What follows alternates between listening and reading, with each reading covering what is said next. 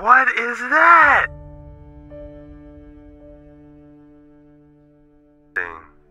Welcome back to another creepy and scary TikTok reaction video. I'm Jet Ski Chuck, and on these creepy and scary weird videos, you want to keep your head on a straight swivel. Let's get into it. How you listening? Before Aurora season really kicks in, really want to see this. Ooh, this is for everybody who does not believe that the government can control the weather. This is going to full send you into oblivion, and I am here for it. Scientists are creating an artificial aurora in the sky to conduct experiments. Okay, let's get into it. So this Saturday, November 11th, the HAARP Research Facility in Alaska will create this phenomenon in the sky that will last 4 days. Going to be setting off high-frequency radio waves in the ionosphere in order to conduct these experiments. And like the vagueness of all of it makes me feel like it's just prime time for Project Bluebeam, you know? I'm going to tell you how you can conduct the same experiment. A little something about this one. Listen, I'm not saying that HAARP is or isn't doing anything. This is an experiment that I've done many times, and you don't have to have special equipment. Electrons are always up in the atmosphere. The more concentrated the electrons are, the brighter that they are. All you gotta do is move out to a cabin in the middle of the Arctic Circle, in the middle of nowhere, North Fairbanks. And it's like 40, 50, 60 below. The northern lights get real good. Get all suited up, get a big giant boombox with extra batteries. You're gonna have to find a way to keep your boombox warm or your battery's gonna die instantly. Forget using your phone. You get that boombox going, those lights are gonna convene around you and dance to that music. I shit you not, it is the coolest thing ever. You have to put this on your bucket list because it is the coolest thing I've ever seen in my life. Literally live for it. Looks like we got a few days, huh? Consider me your field reporter. If I see anything, you guys will be the first to know. Do you think it's interesting that they're doing it before Aurora season really kicks in? Really want to see this. But they did say it was weather dependent, and it's not looking too great right now. Got my first note like a couple of days ago, so it's probably a little too warm for Northern Lights. Maybe this is main character syndrome, but I don't know if anybody's ever blasted 3-6 Mafia from the middle of the Arctic Circle before I got here. Ooh, this is... She said blasting 3-6 Mafia out in the Arctic Circle to get the Aurora Borealis jumping. What? What is going on, y'all?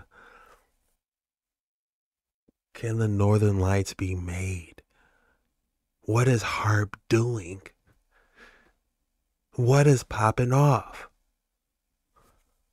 Lock in and buckle up. Hit that like and subscribe button if you haven't already. Hit that bell and set notifications to all because we're going in.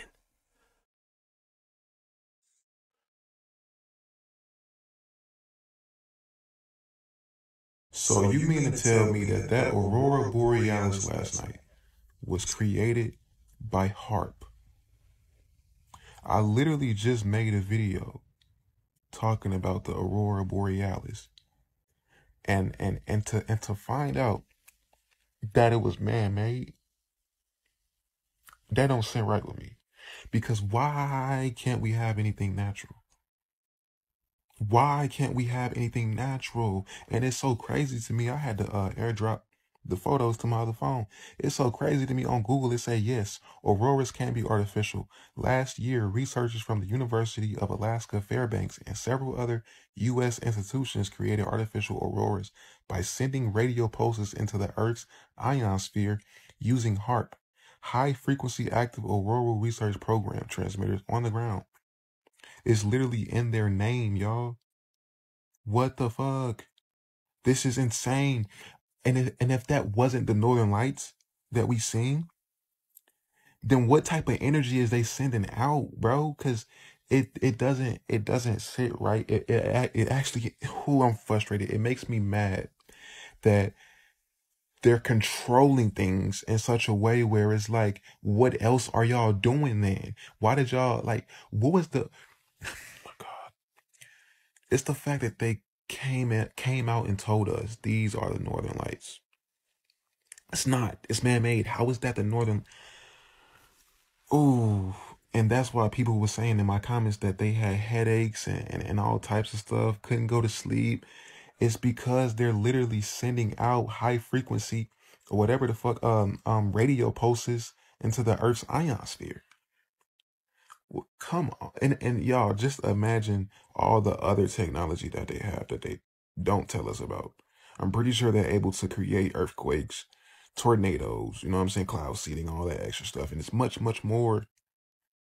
What the fuck, dude? It actually makes me mad that that wasn't natural. And I came on here telling y'all what I was telling y'all.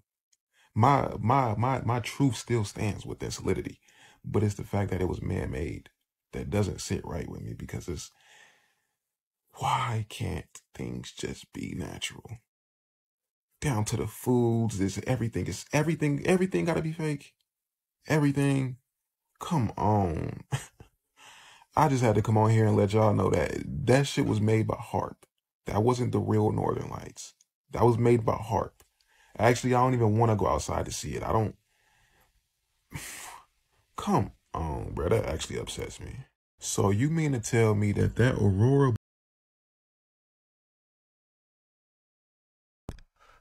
I don't know, man. It kind of makes me excited that, that we got the technology. We kind of getting a glimpse of the ancient technology, if you ask me. They probably had these buildings shooting stuff in the ionosphere, and this was probably a standard. And we're just probably just getting a taste of it.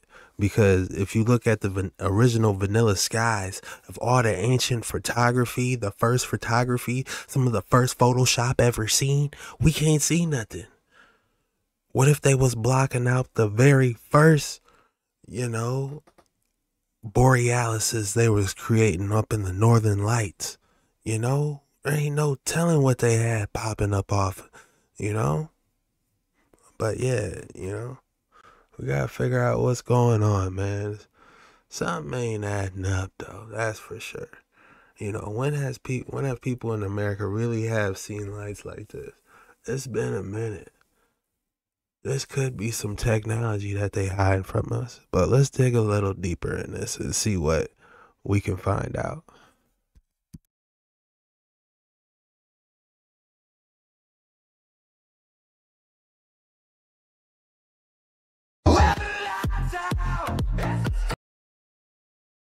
They be banging that music, y'all. It don't be me half the time, I promise. We can't read that fast.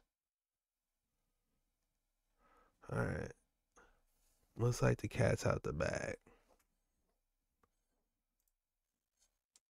Just in case you guys missed my artificial Aurora Borealis light and glow post last night, I just want to remind you guys again of what my thoughts are on this. So, a while back, HAARP Alaska admits they're cranking back up and they're going to be playing plasma games in the sky in the name of science. And they're going to be creating an artificial glow, an artificial Aurora Borealis in the sky just a few months ago, and I posted about it. This is why we keep our receipts.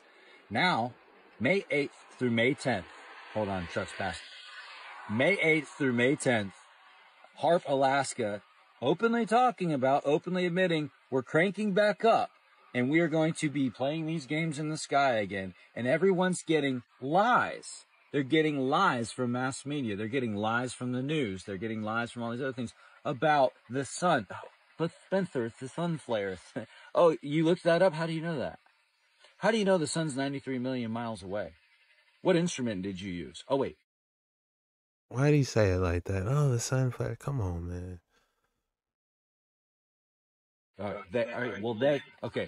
What instrument did they use to measure the sun is 93 million miles away? Is that similar to carbon dating?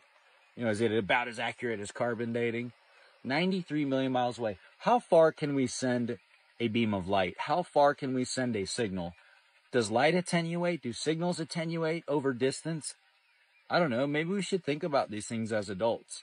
What about this moon bounce concept where we send a signal to the moon? A ball. When you hit a ball, if you don't hit it at the exact perfect angle, won't it bounce off at an angle? We hit the moon perfectly, and we have a moon bounce, and it comes right back to us. Is it like 230,000 miles away? I don't keep track of that shit anymore, but this imaginary distance to the moon that they make up, it's just made up shit made up. And we send this perfect signal, boom, and we bounce it right back. See? We know exactly what it is and where it's at because we did the moon bounce. I don't know you did that. I think you're full of shit. How do signals bounce off the ionosphere? Are we believing in the ionosphere bounce concept too? I think we need to rethink things as adults. So if HAARP in Alaska is sending EMF, massive amounts of EMF in the air, creating a glow. At the exact same time, we're having a solar flare across all the tops of search bars. Maybe, just maybe, they're doing this and it's man-made. Maybe it's artificial. Maybe what we saw the 8th through the 10th was artificial and it wasn't solar flares from the sun 93 million miles away that you'll never be able to prove. Spencer from Florida. So just in case you guys missed. Hey, what do you guys think, man? He said they sent a signal to the moon, shot it, and it came back. So that's how far we know the moon is. What do you guys think? You know, are we supposed to take their word for it? Can we see some type of data? You know what I'm saying? Like how they found out gravity. You know, a bunch of people went underground, used some machine we don't know that's calibrated. We don't know really what type of machine it was. They go underground, run a couple tests, show us a piece of paper, be like, oh, look at this piece of paper. On this piece of paper, you could see the line was bouncing higher than on this line. So that indicates that gravity was there. Yay, we did it. Come on, man. We need a little bit more thought process. We need couple more tests. We need something we could actually prove so there could be some type of validity going on these streets, man. We not going no more. People are using their common sense, putting 2 and 2 together and thinking, is this really lining up with what they're saying? Are they telling us the truth? Our head is constantly on a swivel. So that's what we're working on.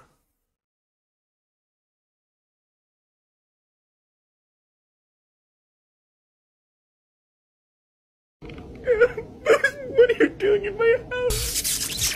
What are you doing in my house?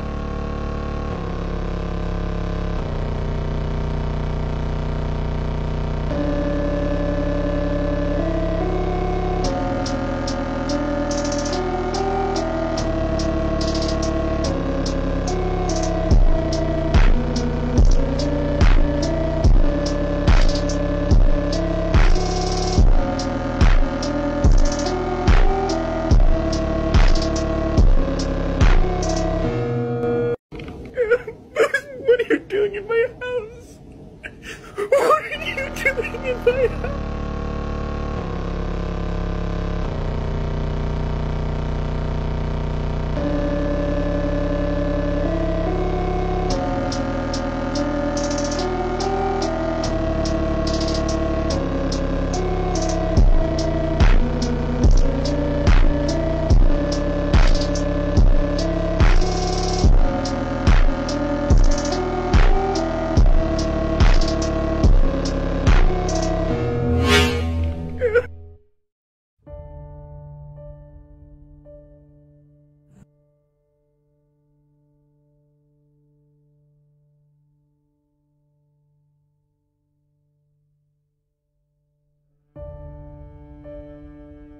On May 10, 2024, HAARP conducted experiments to artificially create aurora-like glows or air glow in the ionosphere by exciting electrons with high-frequency radio waves.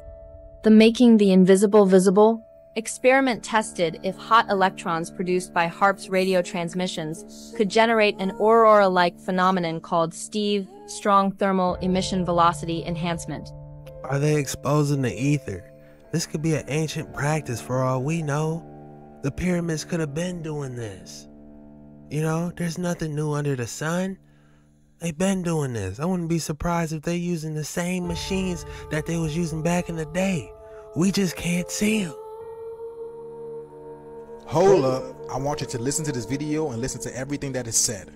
Breaking news! Don't miss the upcoming Artificial Aura event on November 11th, where scientists are set to create an artificial aurora in the sky for experimental purposes. The High-Frequency Active Auroral Research Program, HAARP facility in Alaska, will utilize a high-frequency radio wave transmitter to generate this phenomenon over a 4-day period starting Saturday, November 11th. The primary objective is to conduct experiments on the ionosphere, a region extending from approximately 50 kilometers to several hundred miles above Earth's surface in the upper atmosphere.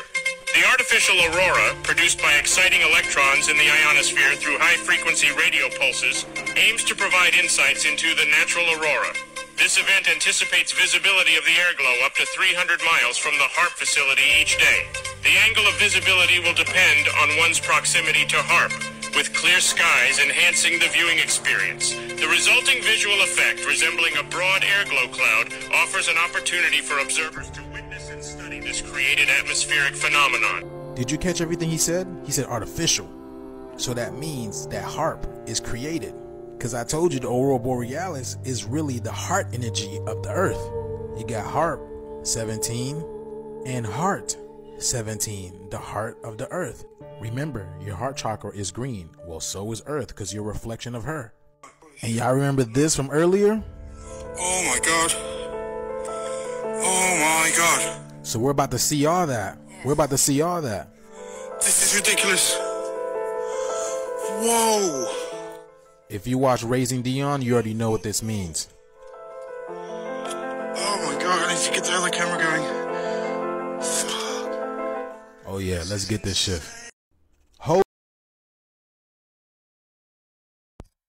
Why everybody gotta cuss? What's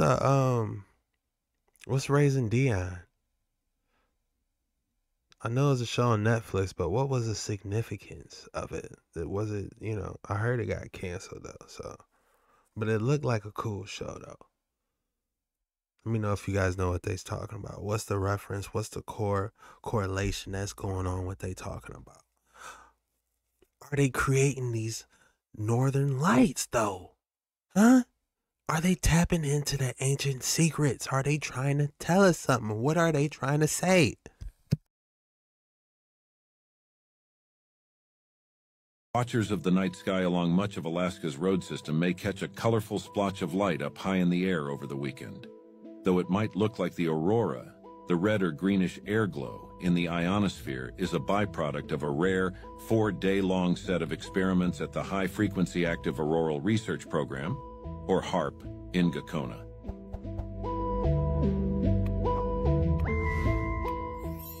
Each day, the airglow could be visible up to 300 miles from the HAARP facility, according to a statement from the Geophysical Institute at the University of Alaska Fairbanks. By creating an artificial aurora with equipment on the ground, researchers hope to learn more about the natural aurora. Watchers of the night sky along much of Alaska's road system. Everybody sees this, right? You're telling me that HAARP has been doing a research campaign from May 8th to May 10th, specifically a high-frequency active auroral research program. Is this not sketchy to anybody else? And did you know that this is not actually the first time that they did this research? No, November of 2023, HAARP, artificial air glow to light up the skies in Alaska. As you can see, anyone in Alaska was able to see the artificial air glow created by HAARP, that time being a 4-day campaign.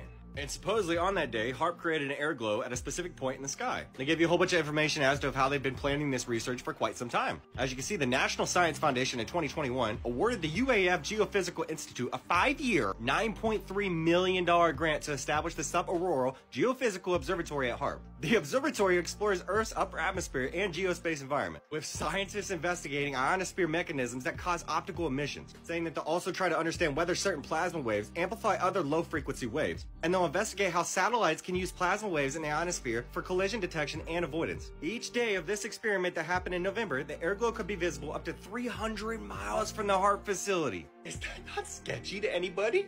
As you can see here, this was their most recent experiment. I'm sure it's no coincidence that the Aurora Borealis itself has been the farthest south as of recently than it's ever been in history. Quite literally visible in Alabama, even Florida. I mean, is anything even natural anymore? People really need to get in touch with the reality around them. And then people need to actually discover what frequencies are capable of doing. Because this just feels like playing God. Everybody sees this, right? You're telling me that. I mean, I just feel like this is something we've been doing. Like, I don't think this is something new. I feel like this is just something new to us, but I feel like they've been doing this. Who knows what type of light shows they really had popping off. As far as I'm concerned, they could have had the Borealis right, like, 30 feet right above these buildings. They probably brought them in close and had airships going all through them. You know, if you really want to use your imagination and think about the technology that they had, you know, if you want to talk about frequencies, think about the different frequencies that it would take to make the Aurealis Borealis or just the Northern Lights pop off. The one girl said you just need a boombox and just play the boombox with negative 40 degrees wet weather, and you'll see the clouds, you know, start changing. So, you know, imagine if they had this down to a science. Imagine the technology they could really have popping off. You know, it would be crazy, you know, to think what could thrive in there. If you can go crazy, you know, you might be able to open a Stargate, or, you know, might have some organic life popping off. Who knows? You know, I don't know. I'm just, you know. We on these waters. Lock in, buckle up.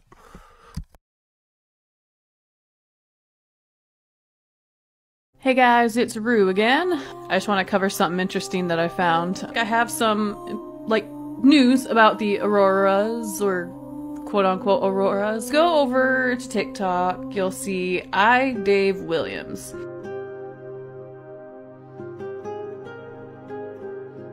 Earlier this week, researchers from the University of Alaska Fairbanks and several other U.S. institutions created artificial auroras by sending radio pulses into the Earth's ionosphere using...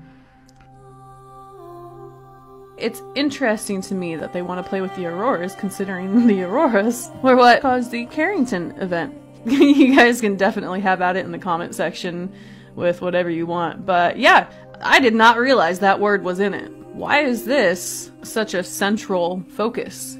So much so that it's literally in the title of what they're using.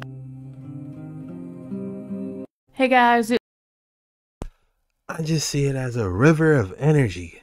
That's how I'm seeing it. You know, I just look at it as a river of energy. Hey, Tiki, so the next time they say that the government does not control the weather, does not play with the weather, we all outright know that they was lying. We already knew they were lying, but we know for sure now that they're lying.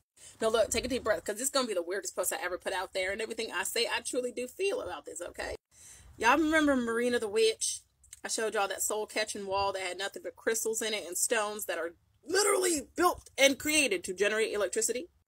So now you have the government going to play in the sky with red and green lasers, okay, because that's exactly how they'll emit them into the sky. They're going to use lasers, and they're going to mess with the electrons and the neurons in the sky, and the protons. Now, I didn't pay attention in school. I'm guilty. But I know enough about electrons and neurons and neutrons to know that our brains are literally nothing but electrons, neurons, and protons, and all those stuff whipped in together. A pacemaker is nothing but an electrical charge, sending an electrical charge to something that is, well, an electrical charge. So we have the government up here playing with lasers and stuff.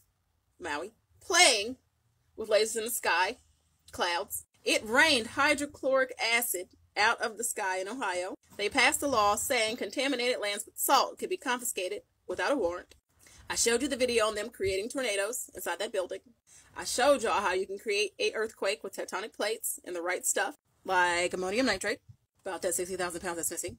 So if we wanted to pretend there wasn't a spiritual war going on right now, and we also wanted to pretend that they didn't want to do anything with your souls, even though they want you to pray to Sky Daddy so that your soul makes it somewhere. But now we just built a soul-catching wall, and now we're going to send electrical shocks into the air, and we're going to do this all on Veterans Day. The day where majority of us understand spiritually that there are a lot of trapped souls still on Earth. Those things in the park. I couldn't find the video. You know those big circle silver discs they have in the park? Electromagnetic waves. You know something else really cool? There's an animal. There's a dolphin. It does really cool things with sonar. It literally sends out vibrations and waves and frequencies, and when it touches something, that will shake and it'll send back a vibration to something. So we got a soul-catching wall with stones and crystals in it. We got a machine that's about to put red and green lasers in the sky, and we just saw what blue ones can do. 10-4, they tested in a device to see that all phones were capable of receiving an electronic pulse. Dolphins use sonar. Humans use sonar. Humans are literally an electromagnetic being. But what's even scary is what a solar storm can do when it gets close enough to Earth. Well, if a solar storm gets close enough to Earth, it can knock out all your things like satellites and, I don't know, your TVs, your phones, your electricity, everything, okay? They gave senators satellite phones a couple of months ago, which was really weird timing. Completely weird timing. Because after they gave senators satellite phones, we started a war in Israel. HAARP admits that they can only create such a weak stream, even though they had a laser outside of Maui. What was it, 65 kilowatt laser? But for me, it's saying that you're not capable of creating an aurora, the one that we can see. But you had made sure to mention that everyone actually, for about 3 to 4 hours in the right spot for the next 4 days, will be able to see the whole entire stream that you'll be putting into the sky. And the really cool place that no one's allowed to go visit, we're about to start shooting stuff up in the sky to create waves and electronic waves and pulses and other stuff. The only true picture they ever given us was the collection of these 3 stars.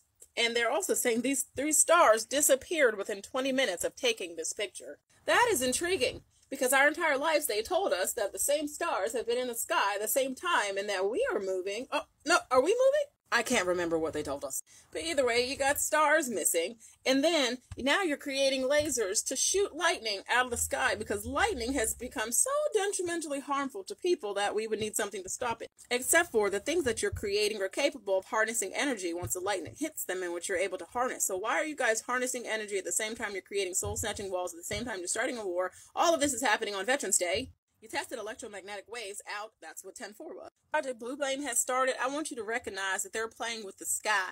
They're literally playing with colors and lights right now, and they're testing them out in the sky. So when you start seeing red and green and blue weird type laser things and beams and things coming across the sky, I need you to recognize that they're fake. Okay? But on the other side of that, during the spiritual war, while all this is happening, I need you to recognize that they're doing all this. They're changing the vibrations in the sky. Literally. If Nibiru did just come, and that just came because we're not going to play with that smoke. If Nibiru just came and Nibiru raised vibration, now you're going through Israel and Palestine, which is supposed to be a biblical war. The lady said the biggest threat to Israel is the black youth. Well, if you're playing like vibrations, like I said again, you're trying to stop a group of people from vibrating and ascending and opening their pineal glands 360 degrees, because that would be a war of 400 years, which has started in the 360 degrees of opening pineal glands, cannot happen if you're playing with the sky and electromagnetic waves in the sky. And that would stop that 144,000. What is that 144,000? I think we got to figure that out, because the more they go play Sky Daddy, because of Sky Daddy, it bothers me. And if you haven't recognized yet that we are literally going through every single war we're going through because the Bible forecasted that war, that's weird. Another thing that I noticed, have you guys not realized that how much the church is intertwined into history and how they're capable of changing history? And a few days ago, we talked about how scientists are creating an artificial aurora in the sky to conduct experiments. And I did a little bit more research into how this could be possible. But before we get started, I have to point out that this is for entertainment purposes only. TikTok, okay, let's get started. So they're going to be using the Ionospheric Research Instrument, which when it's functional will send 3.6 million watts in a highly focused billion-watt radio beam into the Earth's upper atmosphere. But my gas-powered SUV is what's creating global warming, okay? The official purpose is to understand the workings of the Earth's atmosphere by stimulating small sections of the ionosphere, which, by the way, is something Nikola Tesla warned heavily about, and to enhance communication by using the ionosphere to reflect radio waves. But critics suspect ulterior motives and predict dire results. Of course, those critics, what do they know? On the whole, the mainstream media has virtually ignored the potential catastrophic hazard that HAARP possesses to the entire global environment, making it one of the most underreported major controversies of this century. Imagine that. But basically this is how it works. So this right here is actually what the HAARP facility looks like. If you look at it on Google Maps, it looks basically identical to that. So each one of these little X's is going to shoot its own little thing up into the sky, and it's going to be focused on one specific point. That sounds like a great idea. And they literally call it an ionospheric heater, but once again, it's my gas-powered SUV that's causing global warming. This specifically says that other ionospheric heaters project the energy in an opposite way, with the beam getting larger as it goes up into the atmosphere, as this specific heater condenses everything into one single area. Again, what can go wrong? And for the sake of not making this video too long, you can go ahead and pause to read if you're interested in the specific frequencies used. And the last thing that I'll point out today is, in its present state, is harmless, but builders claim it's still part of an ongoing technology that represents over 50 years of apparent successful attempts to control Earth's forces through extremely low frequencies, or ELF waves. And these can be synchronized with human brain waves and Earth's resonances. I would be interested to hear from people who follow the shaman resonance. Do you think that HAARP is affecting it in any way? And even for those of you who don't follow the Schumann resonance, what do you think about all of this? Please let me know down below. So a few days ago, we talked about how Scientists are set to create an artificial aurora in the sky for experimental purposes. The high frequency... Can't wait to get some of that Project Bluebeam beamed right into my... Scientists are set to create an artificial... We need to talk about this. This is important. Any type of experiment that HAARP is doing, we need to pay attention to. So here we go. HAARP is going to cause an artificial aurora over Alaska. What that means is they are going to put a frequency up into the ionosphere. They're going to emit electrons, protons, ions, neutrons into the atmosphere, causing this aurora. So they are talking about a red or a greenish air glow, which is just the aurora in the ionosphere. So they want to do a 4-day long research project.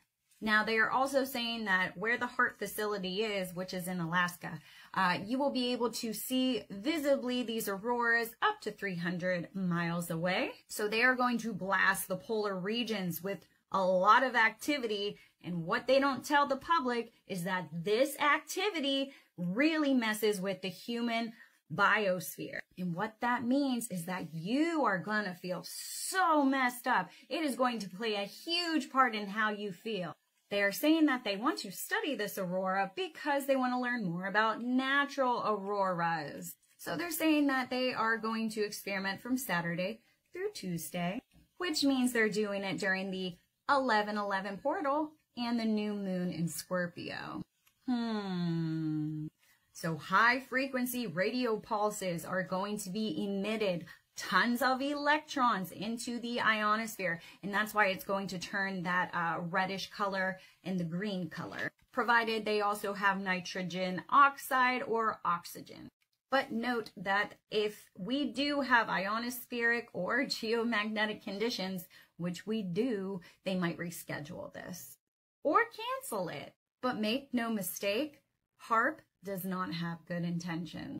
And the scientists that are stationed there, they don't understand what the underlying layer of what they are doing. They are controlled by the facility that is paying them to do this research. Wonder who those people might be.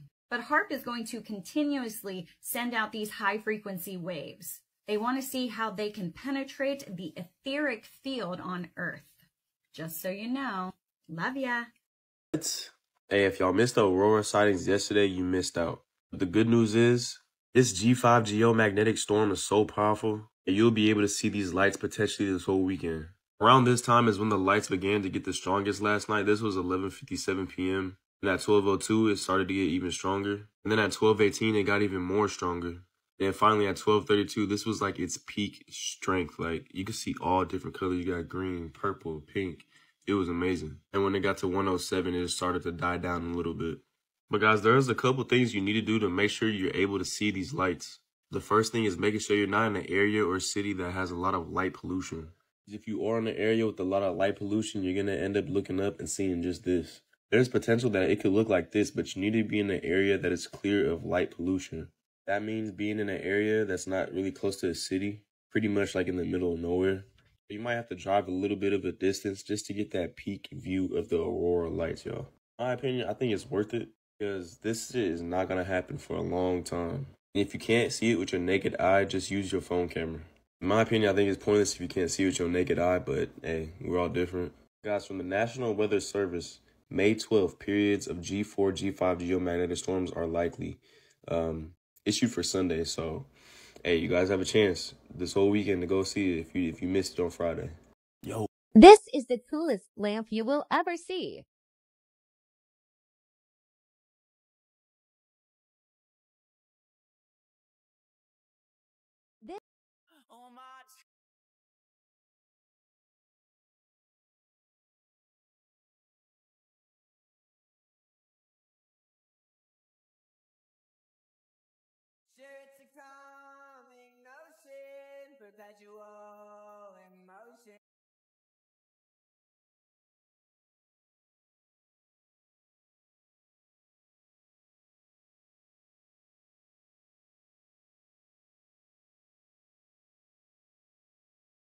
And 5 a.m. tonight, you may want to keep your eyes to, if you're up between 2 a.m. and 5 a.m. tonight, you may want to keep your eyes to the sky.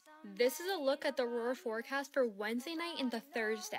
The KP index for this geomagnetic storm is a 5, which means that auroral activity will be pretty high for this. As a side note, the KP index, or the planetary K index, is used to identify the size of a geomagnetic storm. This red line is the view line, so anywhere above that red line, you'll be able to see the northern lights. So if you're located on that, if you're up between 2 a.m. and 5 a.m. tonight, you may want to keep your eyes to the sky. This is a look at the aurora forecast for Wednesday night into Thursday. The KP index for this geomagnetic storm is a 5, which means that auroral activity will be pretty high for this. As a side note, the KP index, or the planetary K index, is used to identify the size of a geomagnetic storm. This red line is the view line, so anywhere above that red line, you'll be able to see the northern lights. So if you're located on that viewing line, you won't see the aurora lights above, you'll actually see it on the low horizon if you look north. Also, the further you are from the city lights, the better the view. Also, it is mid-April, so remember to dress for the weather. If you're up between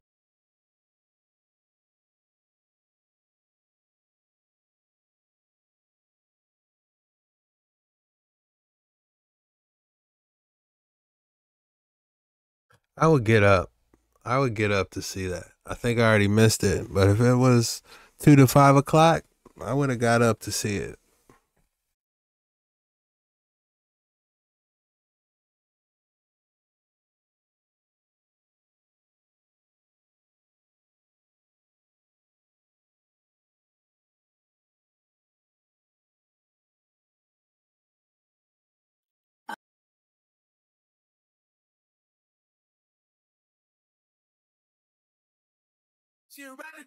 The northern. Can we talk about the Northern Lights? This was my house last night. I live in North Little Rock, Arkansas. Way too far south to ever see anything like this. Was I amazed and excited? Yeah. I immediately said, well, seeing the Northern Lights was on my bucket list. I guess I could cross it out, even though it didn't happen quite the way I wanted. But now I don't know if it counts. Stay with me here. It's about to get weird. The lights are visible so far south because of the extreme G5 geomagnetic storm, right? We all know. But then I accidentally stumbled on something else, and now I'm confused and alarmed. Because what is that? HAARP testing? May 8th through 10th, 2024? And then I'm like, okay, maybe that's not real. But the notice they sent out to the amateur radio communities looks pretty real. Then I'm like, hold up.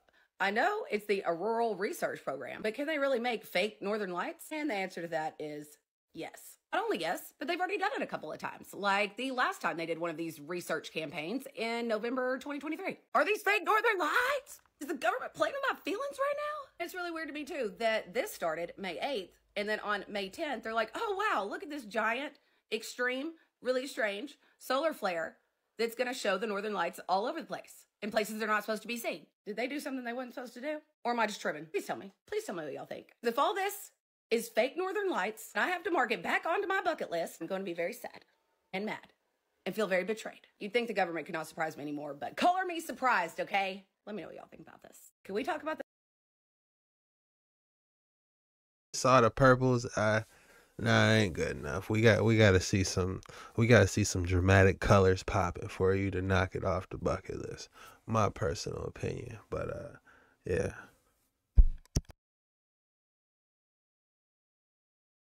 Are the northern lights proof of God's throne? The Bible says in Revelation, are the northern lights proof of God's throne? The Bible says in Revelation, around God's throne was a rainbow round about the throne, in sight like unto an emerald. Right, so we look at the color of an emerald. It's the same color as the northern lights. I mean, just look at that. It's so beautiful.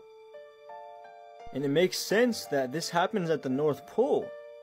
Right, if we look in Psalm 48, the city of our God and the mountain of his holiness, which is Mount Zion, beautiful for situation. The joy of the whole earth is Mount Zion, right? The city of our God. On the sides of the north. So the city of God is literally in the north. And if we look in the flat earth map, the middle of the earth is literally the North Pole. So this is an ancient map from the 1500s of the North Pole. They literally have Mount Zion in the middle there, which is the mountain of God in the north. Which means the North Pole would be in the very center of the flat earth right here.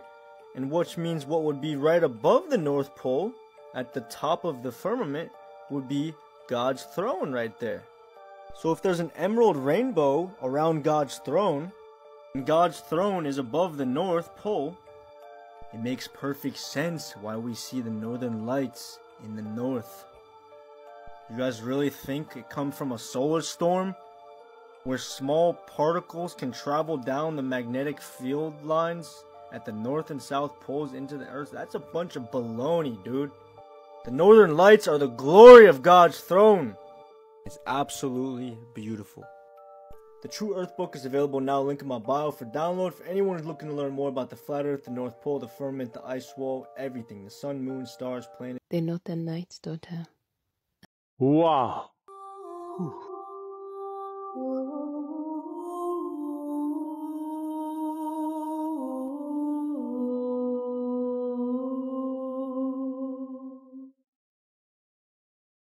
Wow.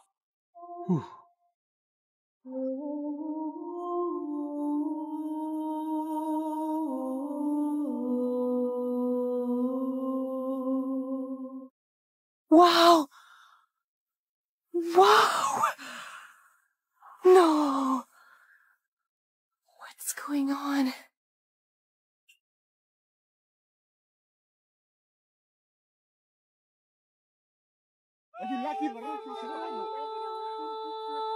Ay, ay, ay. Oh. Psalm 19. The heavens declare the glory of God, and the firmament showeth his handiwork.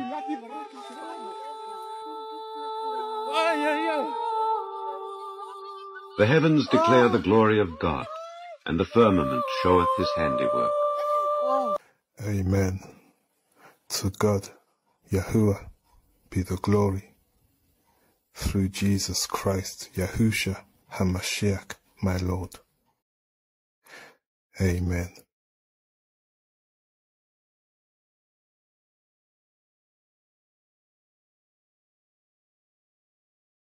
He said the real names. He's not playing.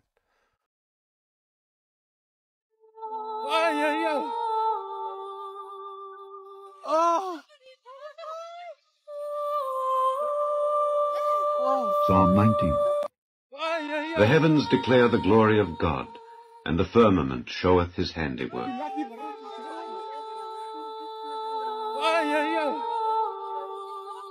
The heavens declare the glory of God, and the firmament showeth his handiwork. The firmament shows his handiwork. You know, so people is giving Harp a little way too much credit, if you ask me. They might be able to hit the frequencies or the sequences to activate the Northern Lights. But you gotta ask yourself one giant question. Who made these lights to begin with? Who created the earth that made all this possible, where you can stand, put your feet on the grass, take a deep breath, and it goes through your lungs. Look up, use all your senses, and feast your eyes on that. Who created all this and put this into synergy? Huh? That's what you gotta ask yourself. Who created all of this? What you're seeing is pure handiwork. Now, if Harp happens to hit a frequency and you might see a little bit, it might flicker, you know, like when you put polarized glasses on, when you're trying to see a fish in the water. You know what I'm saying? That's all it's doing. You know, so as far as it being like a blocking the planet Nibiru, blocking souls and all that, man, you can miss me with all that. You know what I'm saying? All this is just showing his handiwork. Amen. To God, Yahuwah, be the glory. Through Jesus Christ, Yahusha HaMashiach, my Lord. Amen.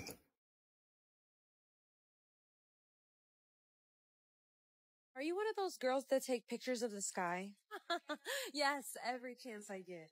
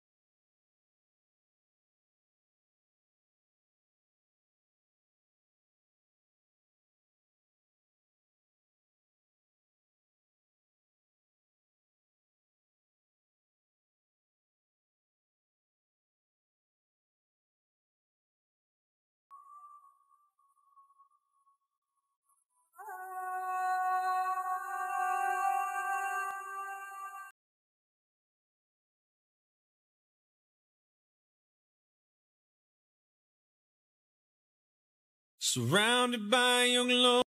What are you doing in my house? What are you doing in my house?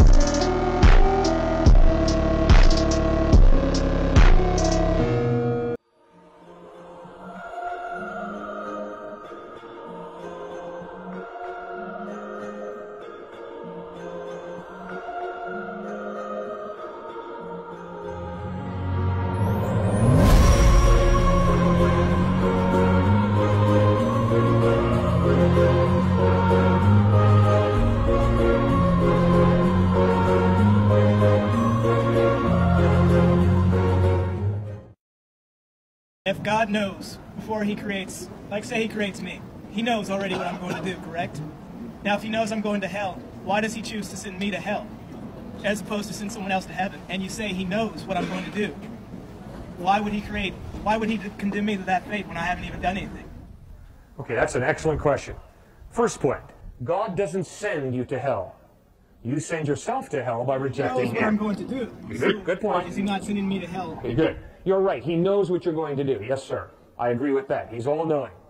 But when we say that God is all-knowing, we do not mean that God writes on a piece of paper, you will reject Jesus and go to hell. But he does know that, does he not? But this is why he knows it. He knows it because he's eternal. Meaning by that, he is outside of time. Meaning by that, right now, God sees tomorrow. Which means it's due to God's perspective that he's all-knowing. It's not due to the fact that you're a little computer that he programs and then you have to do what he's programmed you to do. No, we don't mean that.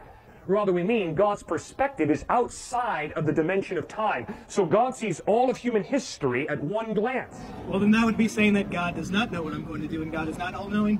No, he sees it. He sees tomorrow. He sees the year 2000 right now. So, does he know what I'm going to do or does he not know what I'm going to do? He knows what you're going to do, but he has not programmed you to do it. You can freely choose to do it. But he knows what I'm going to freely choose to do. Exactly. That's a contradiction. No, it's not. Because his perspective is outside of time. That's why I'm trying to emphasize that. You see, it's the same way with his omnipresence. God can be in Calcutta, India, and in Austin, Texas at the same time. Now, I would agree with you. That's irrational in one sense, isn't it? It's very irrational. Right. It's irrational if you think that God is confined to a torso, the way you and I are. Then it's impossible to be in Austin, Texas, and in Calcutta, India at the same time. But Jesus in the Bible revealed that God is not confined to a torso. He's a spiritual being, not limited to a body. That is why, because he's outside of the dimension of space, he can be in Austin, Texas, and in Calcutta, India at the same time. He's outside of the dimension of space. He's not limited by space the way I am, the way you are. Similarly, God is not limited by the dimension of time. He's eternal. I got a birthday, man. I'm gonna die. I'm gonna have a death day. God doesn't have a birthday. God doesn't have a death day. He is outside of that dimension that you and I know as time. That is why God sees all of time at a glance, because he's outside of the dimension of time. He stands above it.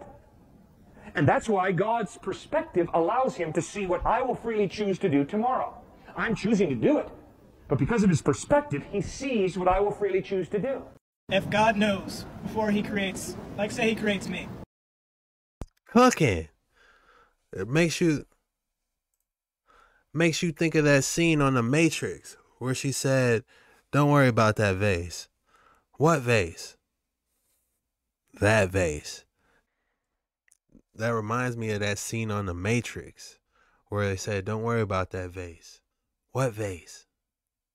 That vase. Omnipresence.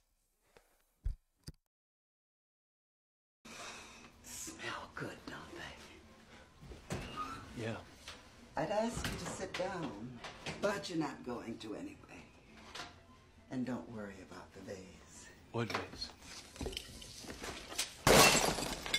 That vase. I'm sorry. I said, don't worry about it. Omnipresence. Omnipresence. It's starting to click a lot, huh? Yeah. Uh-huh. Yeah.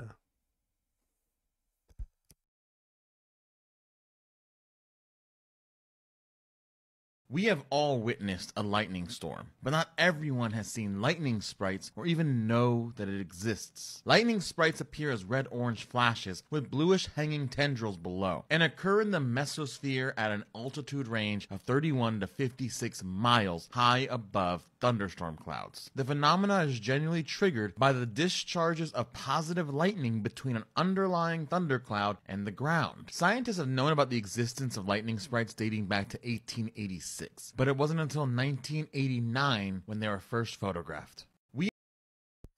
Now, it is interesting that these only pop off during high, intense thunderstorms. But you see the colors. There's no greens in here.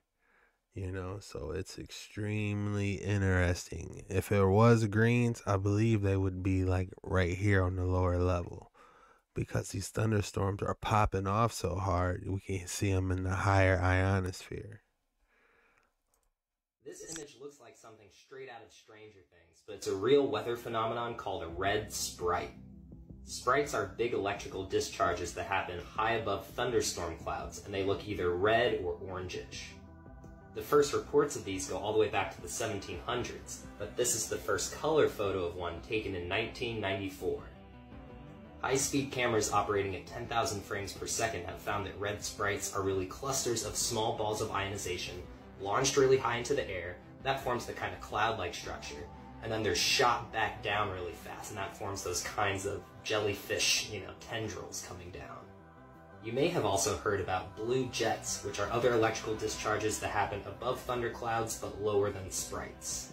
Sprites have been blamed for some otherwise unexplained airplane accidents high above thunderclouds. Sprites are sometimes inaccurately called upper atmospheric lightning. But unlike lightning, which is a super hot plasma, sprites are more of a cold plasma that's more similar to a fluorescent tube discharge. That is interesting.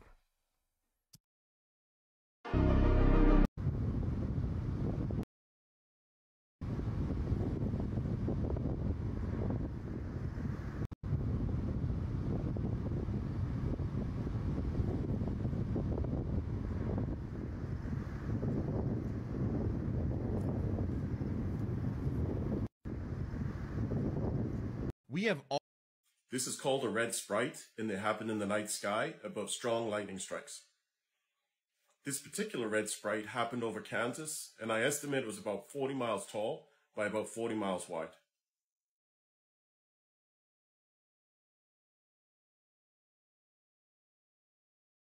Whoa! Like to the naked eye, you would probably see them as flash, and then the camera picks up more of the colors. Nice red, orange, sometimes purple colors. I would say come in various shapes and sizes. So we call them angel sprites, carrot sprites, column sprites.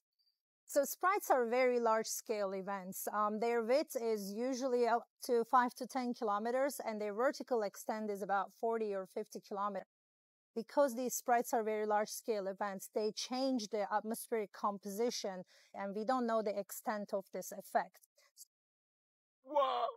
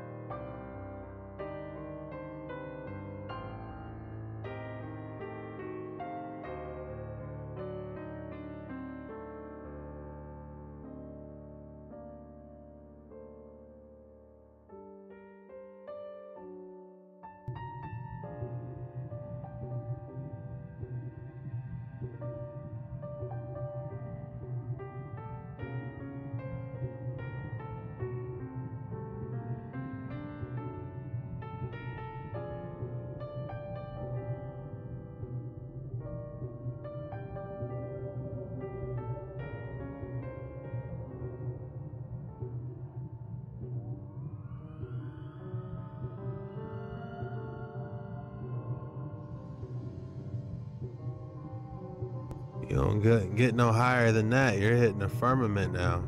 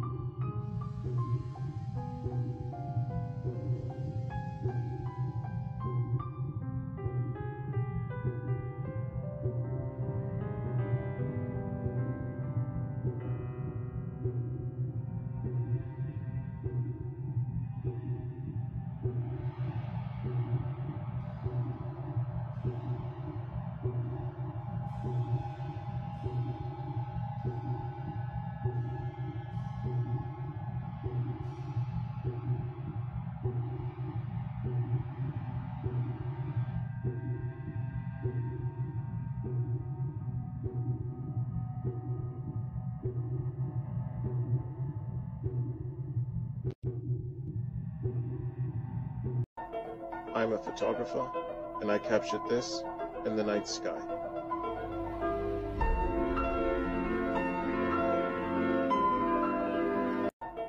I'm a photographer, and I captured this in the night sky.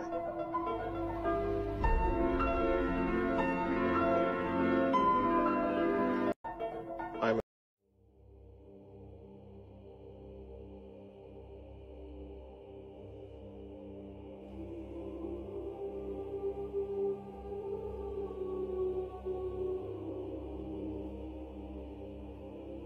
What is that?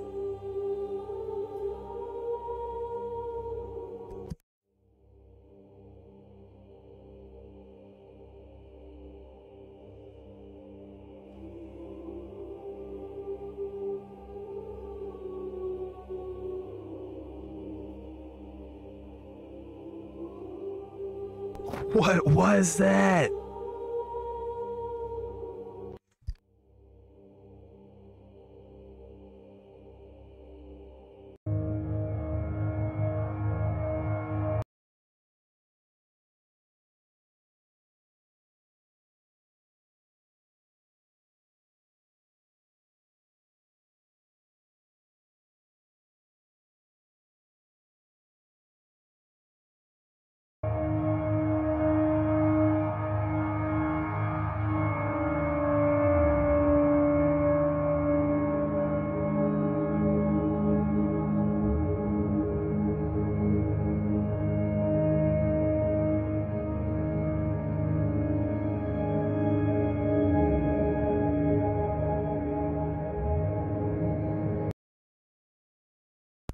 If you've seen this for the first time and you didn't know it was a sprite, I'm like, man, this is a straight alien looking thing, but it kind of looked like trees, like a network system. Like, think of it like a giant brain, like the earth was like a giant brain, and this is like the network systems going throughout it, like the neurons processing.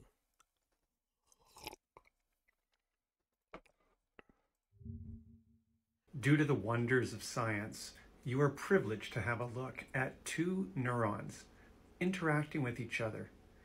These neurons are what make up the building blocks of your brain. What do you think these neurons are doing right now? The possibilities really are endless. But everything you do, from talking to balancing to thinking to moving, are all due to neurons just like this. That's interesting, because if you look at those neurons and you look at sprites, red sprites, what is going on? What is this sort of giant presence? You know, you got the Aurealis. Man, the earth is out cold, man. You got the northern lights on the lowest level. You got the red sprites above that. And then it starts looking like neurons pop off, you know, like they're connecting. And then you got something bouncing off the firmament, hitting it. It's almost like they're powering the firmament or something. I don't know. Your thoughts below. But tell me these ain't adding up. You got plasma firing off. You also got plasma in your blood. You know, so it's just so many correlations. The allegory, this all just was too intelligently made. Everything is just correlating so beautifully. It's a masterpiece. Each breath is literally his handiwork. You know, your next breath, handiwork. You go outside, look at the trees moving, you know, that's all pure handiwork.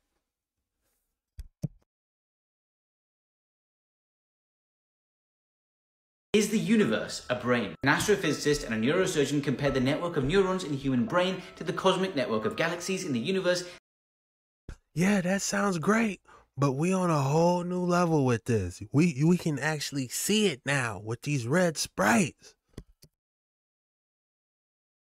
And there were some weird similarities. The human brain functions with about 69 billion neurons. The observable universe is comprised with a cosmic web of around 100 billion galaxies. In a brain, 30% of its mass is neurons. In a universe, 30% of the mass is galaxies. In both systems, galaxies and neurons arrange themselves in long filaments. Both systems, 70% of the energy plays a passive role. Water in the brain, dark energy in the universe. Is the universe... Now we talking about dark energy? There is a secret force that is causing the universe itself to disappear. There is a secret force that is causing the universe itself to disappear, and nobody knows what it is. So, ever since 1929, astronomers have known that the universe itself is expanding, which is causing galaxies to move away from each other.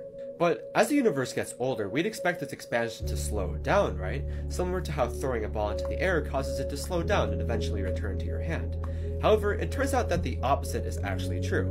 Instead of slowing down, the universe is actually expanding faster and faster, which is like saying that throwing this ball into the air would cause it to speed up and rocket out of the Earth. To explain this acceleration, astronomers believe there exists an undetectable force called dark energy that makes up 68% of the universe and fills it like a fluid. And no one knows what this force even is. Some astronomers believe it could originate from empty space itself, where ghostly pairs of particles spontaneously appear and annihilate each other, creating energy. But what's really scary is that if the universe keeps expanding faster and faster, then one by one, all of the galaxies that we see with our telescopes will disappear, as the light they emit will no longer travel fast enough to reach us, rendering us completely alone in a silent universe. We call it dark matter, we don't even know if it's matter, but it's a source of gravity that exhibits itself in the cosmos. Just 6 times as much of that as there is ordinary matter. So that was our first encounter with total stupid ignorance. Then, 10 years ago, or 1998, it was published in 1998, we discovered 70% of the rest of the universe is this mysterious pressure operating opposite that of gravity that's making the expansion of the universe accelerate. We don't know what that is either. We call it dark energy. So if dark matter and dark energy combined make up 97% of what's going on in the universe, we have no clue what either of those are composed of. And now we on dark waters. They don't know what. And now we're on dark waters 9. And they still don't know what's on these waters. But guess what? We do. So you better lock in and buckle up, man. Shout out for you guys for being on these waters with me, man. They can't explain these dark water 9 boys either, man. That's why we on these jet skis trying to figure it out. Scoop up all the data we can. Scooping up data. That's all we doing. That's all we doing. Scooping up data. Bringing it back to the tribe. Let's go back. Let's go back. Slow down. Slow your roll, man. We just made some similarities. You know what I'm saying? They get a little out there with the, you know, the universe expanding and stuff. But there is some meat to be eaten off those last 2 videos. And that was the dark matter that they can't explain. Maybe that can explain why this Sprite kind of looks like this. And we can physically see this. Plasma. We got it in our blood, you know? 9.9% of the universe is plasma. It's not physical at all. It's plasma. And what they call the atomic level, which is made up of atoms, but atoms themselves are empty, gives you a clue this is not solid, is a tiny smear of the universe. And that tiny smear is what our narrow band of visible light is connected to see. So we're looking at this smear, and the rest of the universe exists all around us, including with these entities in it, but we're not aware of it. And because we're not aware of it, we think it doesn't exist. It actually does.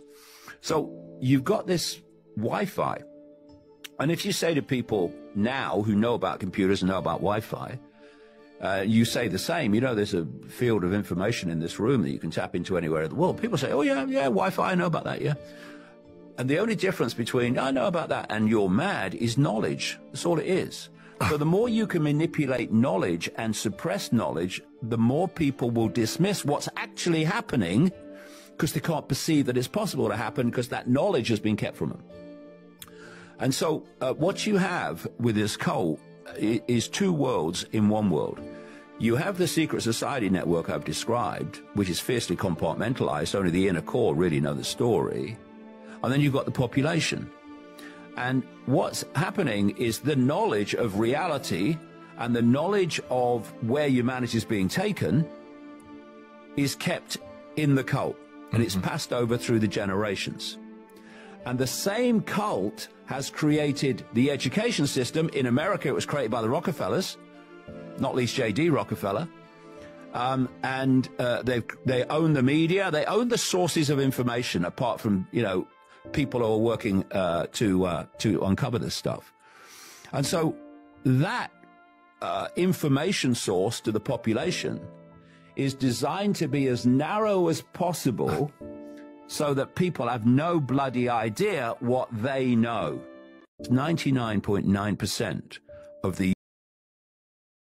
This is for like the conspiracy theorists, or just, so if you're like me, entities that feed off of like, this is for like the conspiracy theorists, or just, so if you're not a part of it, keep scrolling. So last year at some point I was getting downloads, I was just getting all this information, linking things together, and I was so stuck on these rituals that I thought were taking place with the elite and children and things like that. Now, mind you, I didn't see that documentary or anything really on it. Just kind of like me diving into my own thoughts and research, and then it was like months later I got confirmation on it.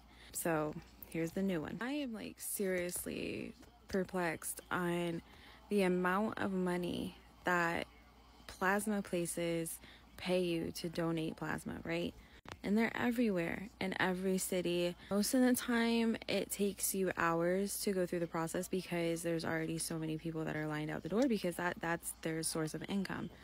I think it's just going to, what they say, it just goes to burn victims. Like that's, they're in like every single city, and there's so many people donating every single day, and they're getting paid quite well for it. I heard another creator on here was talking about entities that feed off of like certain proteins, things like that, and that was after I initially had this thought, like, how weird is it that you're paying so much for this? I understand it probably does go to burn victims and everything, but at the same time, I just can't.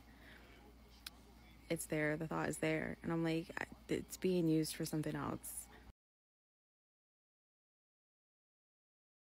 Wow, that is interesting. You know, if you think about it, these plasma centers are everywhere. You know, I did it. I tell you right now, you know, times was super hard, you know, and, you know, you had to eat, you know, and like, man, back then they only gave you 50, you know, for your first time. You know, now they giving you like 100, 200 to do it. Back then when I did it for 50. I just wanted a Jets pizza, to be honest with you. And I'm like, man, let me do this and get me a Jets pizza real quick, man. I'm starving. My check don't get till Friday. This temp service, man, working me. These steel toes heavy. You know, I'm whipping this fork truck. I'll do it. I'll donate plasma. You know what I'm saying? And that's what, you know, I had to do. You know what I'm saying? You know, that's the truth. But if you sit back and you think about it, they are eating. They getting a lot, you know, for whatever purpose they need. They getting a lot of it, you know, for research purposes only. If they researching with it, they definitely getting more than what they need, you know, for researching. So when they saying, you know, somebody might need this to, you know, for nutrients,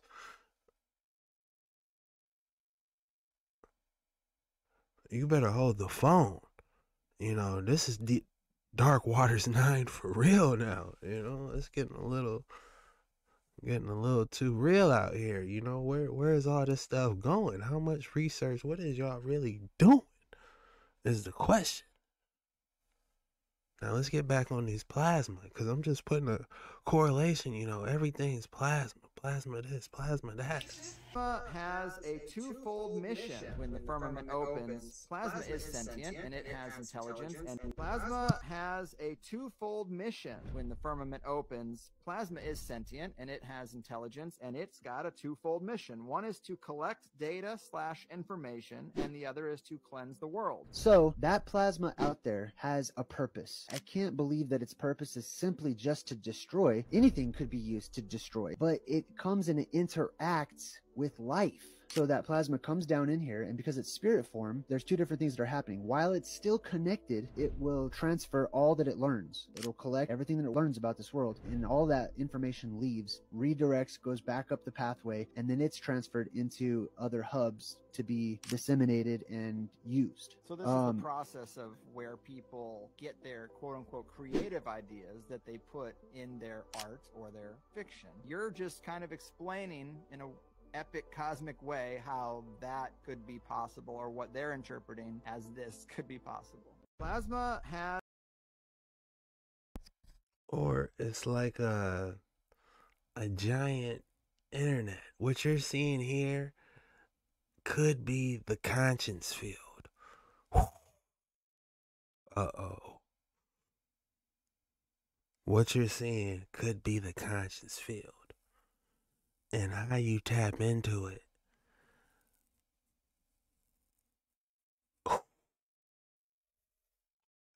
What you see here is the conscious field, right? Internet, like how we log into the internet and get our information, all this could be done with our heads. You know, I wouldn't be surprised if you can communicate, you know, consciously. You can be like, hey, what up, man? How you doing? Hey, I'll be over in a little bit. Okay. No cell phones needed. What you're looking at here, you don't need cell phones or Wi-Fi. You know, if everybody was, you know, high enough level, there would be no Wi-Fi, no internet cables. You know, we just got to tap into this, you know, up here. This is the original, you know?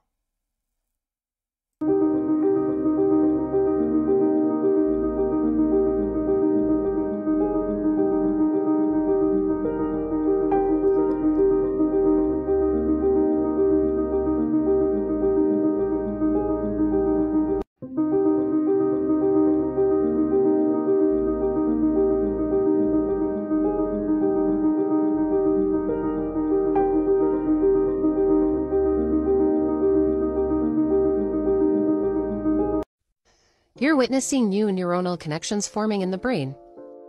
This is called neuroplasticity. Neuroplasticity is the brain's ability to change and adapt due to experience.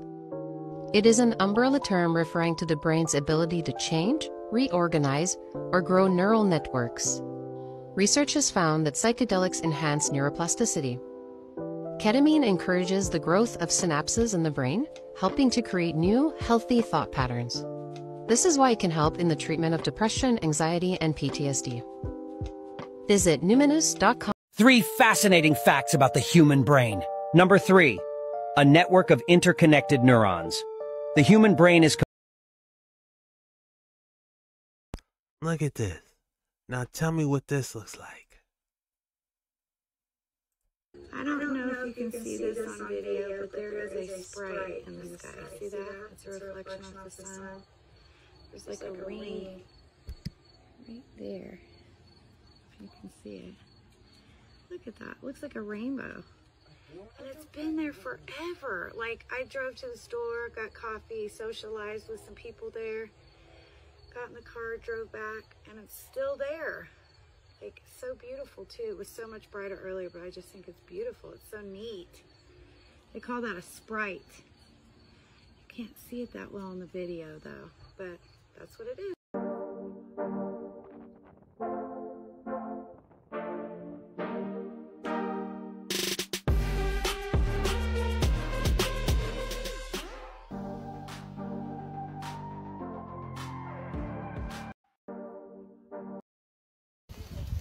Somebody explain to me what just happened. What did I just record? Hey, y'all seen this? Y'all gotta check it out, y'all. Y'all gotta check it out. Look, it's lightning coming through the firmament. Look, this is what you call sprite. Check this out, y'all. Check it out.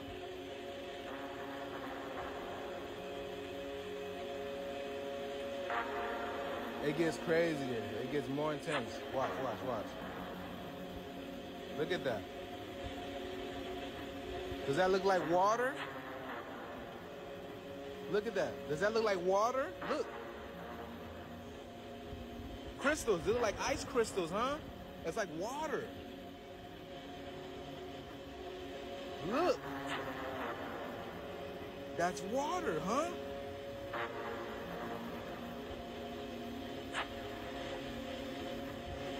You see?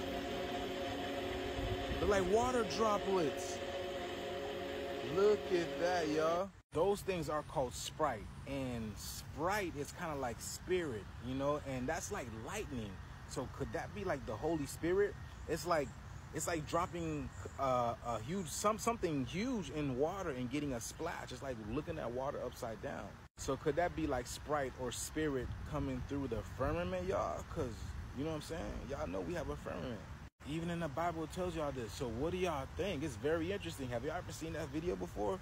But yeah, that's crazy, y'all. Let me know what you guys think about this video. This video is strictly for entertainment purposes only. I am only raising awareness to interesting situations during these interesting times. Thank you for tuning to my frequency. Let's get this shift, y'all. Peace out.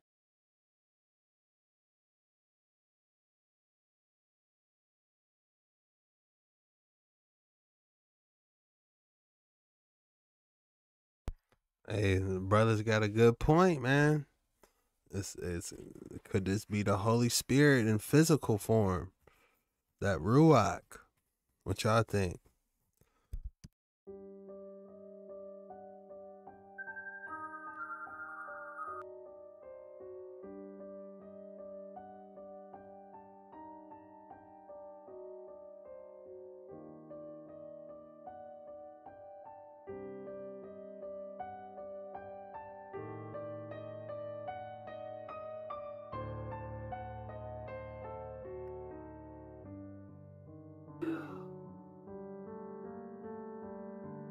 I know what you're thinking, and no, the creepy red lights in the sky are not aliens, but they are a really cool natural phenomena called sprites, which can sometimes be seen flickering in the night sky above powerful thunderstorms. A sprite forms when an intense lightning strike moves a lot of electric charge from a cloud to the ground. This creates a huge electric field around the lightning bolt. High above the clouds, the air is thin enough that this electric field can trigger an electric discharge, sort of like the discharges that form normal lightning.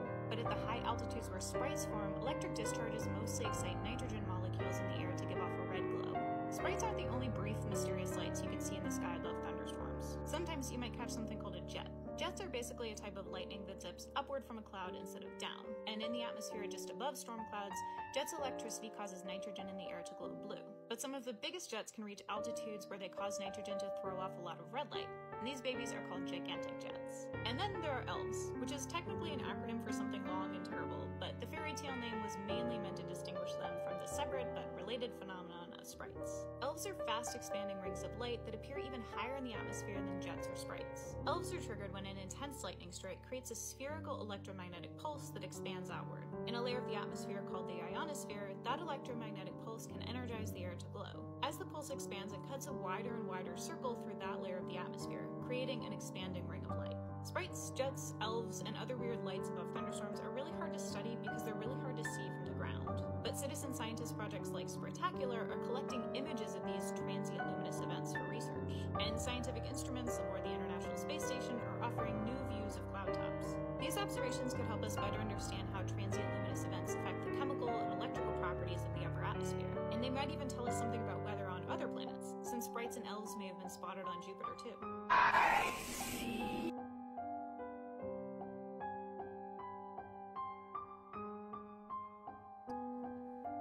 So take a good look at these. Get a good look at this. Is composed of approximately 86 billion neurons. 3 fascinating facts about the human brain. Number 3, a network of interconnected neurons. The human brain is composed of approximately 86 billion neurons that are intricately interconnected. These neurons communicate with each other using electrical and chemical signals, forming an incredibly dense and sophisticated network. This connectivity allows the brain to process information, regulate bodily functions, and control our thoughts, emotions, and actions. Number 2, information processing capacity. The human brain is capable of processing an incredible amount of information. It is estimated to process around 50,000 to 70,000 thoughts per day. Moreover, the brain can perform complex calculations, recognize patterns, interpret sensations, and make decisions in a fraction of a second. Before revealing the number 1, remember to subscribe and like the video. Number 1, brain plasticity. Did you know that the human brain is incredibly adaptable? It has the capacity to reshape and reorganize itself based on experiences. This brain plasticity allows neurons to create new connections and strengthen existing circuits, facilitating learning and adaptation throughout our lives. By understanding these fascinating aspects of the brain, we can nurture our potential and harness our cognitive abilities to the fullest.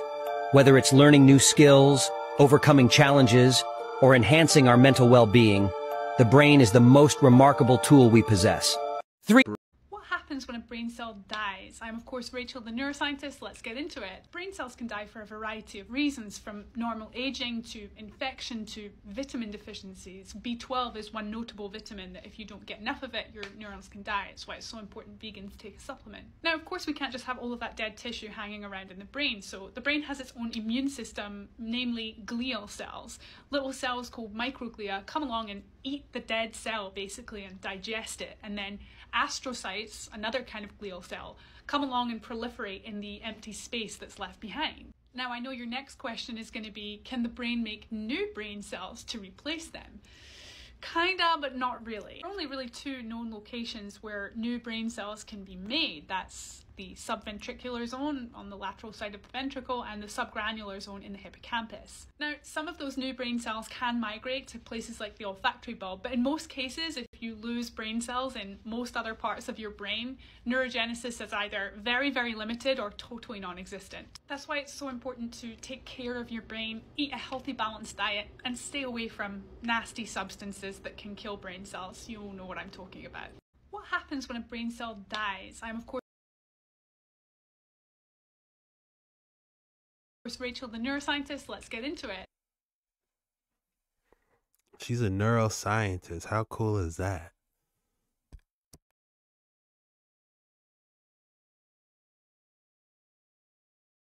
What can dreams teach us about consciousness? You're asking the right girl, because I'm Rachel, the neuroscientist. So there's a few different phases of sleep, and dreams typically occur in REM sleep. REM is a conscious experience. If you look at it on an EEG, which basically measures electrical activity of the brain, it looks incredibly similar to wake. There are two key differences that separate wake from REM sleep. First is that we're kind of temporarily paralyzed, so we don't act out our dreams. Secondly, there's a precise blend of neurochemical soup in the brain. So there's high levels of acetylcholine, for example, which keeps the brain active. But there's low levels of things like norepinephrine or serotonin, so it keeps basically any sensory distractions out. When you compare wake and REM, you realize that most of our waking conscious life is dictated to us by our sensory experience. What are you seeing, hearing, smelling? What's interesting about REM is that while it's a conscious experience, it's internally generated. How? Activating a memory or a part of a memory means activating the groups of neurons that hold that information. If I want to mentally imagine a red balloon, it's not going to be one neuron, it's going to be thousands to millions of neurons that all become active together to conjure up that image in my brain. For that to happen, they have to have really strong connections between them so they can send that information really, really rapidly. And the process of activating a group of neurons really just means you're flushing current through that entire circuit of connections. Now, electrical current is very much like water in that it will take the path of least resistance. If you think of having like a network of pipes, and some of the pipes are really big and some are really small with like very little space and high resistance, the water is probably going to go through those big pipes because there's less resistance. So an internally generated conscious experience like REM sleep or dreams, it's like you're flushing current through the brain. Like a current through the brain. Now tell me this doesn't look like a current through the brain. Huh.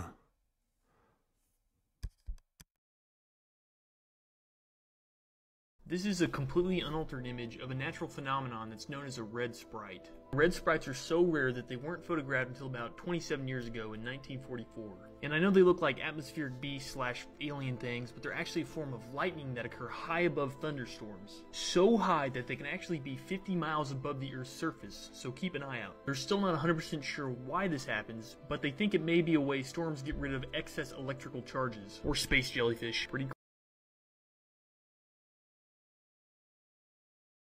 It takes the paths of least resistance. That means that our dreams are very often going to involve memories, or small bits of memories, more accurately, that are really, really deeply encoded into our brains.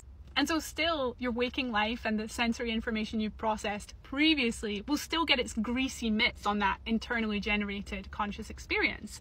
But what would happen in REM, or an internally generated conscious experience, if you had never collected any sensory information at all? Ask me in the comments, because I think there's a very interesting model we can use to look at that.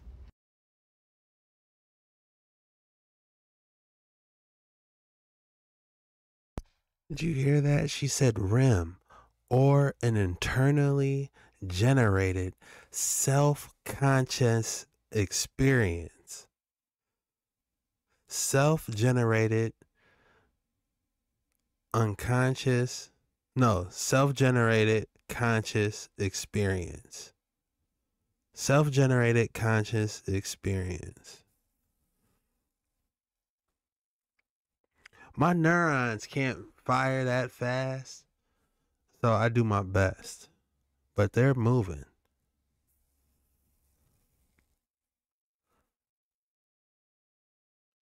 So what you're dreaming, basically she's saying it's self-generated conscious. So something is trying to speak to you through your dreams, maybe. It could be a strong possibility. What do you guys think? Are your dreams trying to say something? If you saw this in the sky, what would you do? When pilots first started reporting these bright shapes in the sky that look like tentacles, people thought they were crazy. That is until 1989, when they were finally caught on film. And as much as I wish they were aliens coming to take me to space, they're not. They're called sprites, and it's essentially powerful lightning that happens high above thunderstorm clouds. And I mean really high. These are regular thunderstorms, and sprites are 30 to 60 miles above Earth's surface. Basically, about 95% of lightning is when a negative charge is transferred from a cloud to the ground, but a positive charge builds up at the top of those clouds. So sprites are triggered by the discharging of positive lightning from the clouds beneath them. And they're red because they excite nitrogen in the Earth's atmosphere. But sometimes they're blue. They're blue when we see them on Jupiter, where there's a mostly hydrogen atmosphere. Seeing crazy blue lightning on Jupiter. New bucket list item. Anybody got a picture? I would love to see the blue lightning on Jupiter. You know, show me a real picture. I'd love to see it.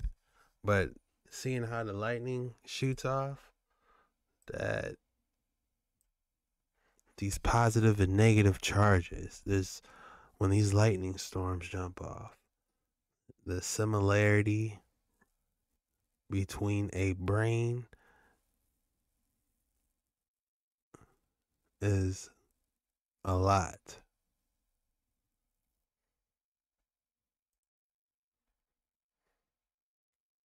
How does a series of electrical sparks create thoughts and cognition? You're asking the right girl, because I'm Rachel and I am a neuroscientist. At the most basic level, your brain is made of brain cells, quelle surprise, right? Now, even just a single brain cell is very complicated. It's got lots of different pieces of machinery that help it do its thing.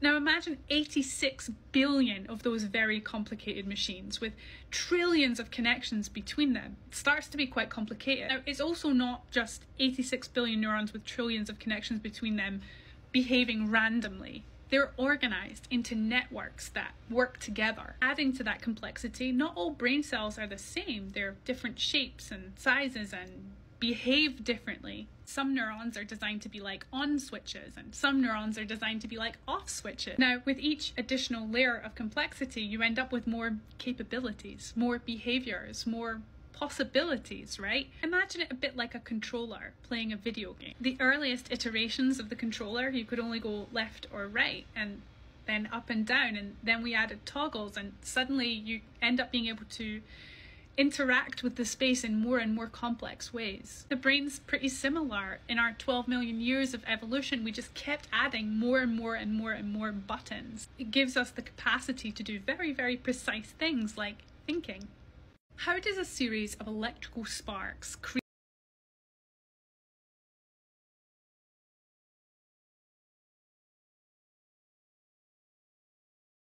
I'm just trying to find the correlation between the sprites firing off with the neurons and the neurons firing off in our brain? There has to be some type of the conscious field. Something, we're missing something huge here.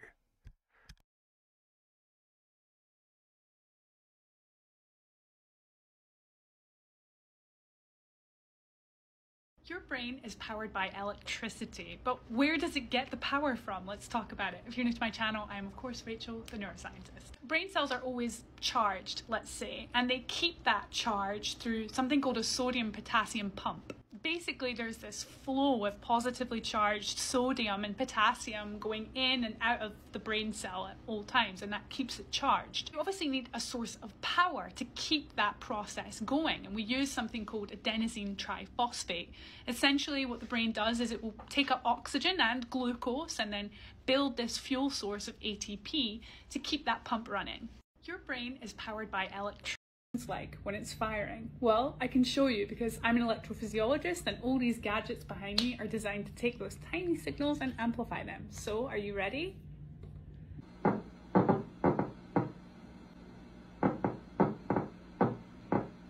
Isn't that the most beautiful sound you've ever heard in your life? Or do you have to be an electrophysiologist to enjoy that? Let me know. Have you ever wondered what a brain cell sounds like when it's firing? Well, I can show you because I'm an electrophysiologist and all these gadgets behind me are designed to take those tiny signals and amplify them. So, are you ready?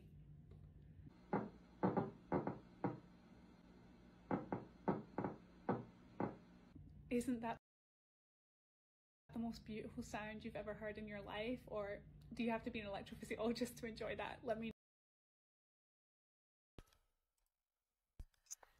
I think that's pretty cool that we can listen to an actual brain cell firing and hear that. That's pretty cool. More book recs if you're interested in the brain. What would happen if you could take a human brain and transplant it into a robot body? Let's talk about it. Now, the real underlying question there is, what happens to the human brain when you deprive it of all sensory feedback? Well, we do a version of this every day, and that's of course while we sleep.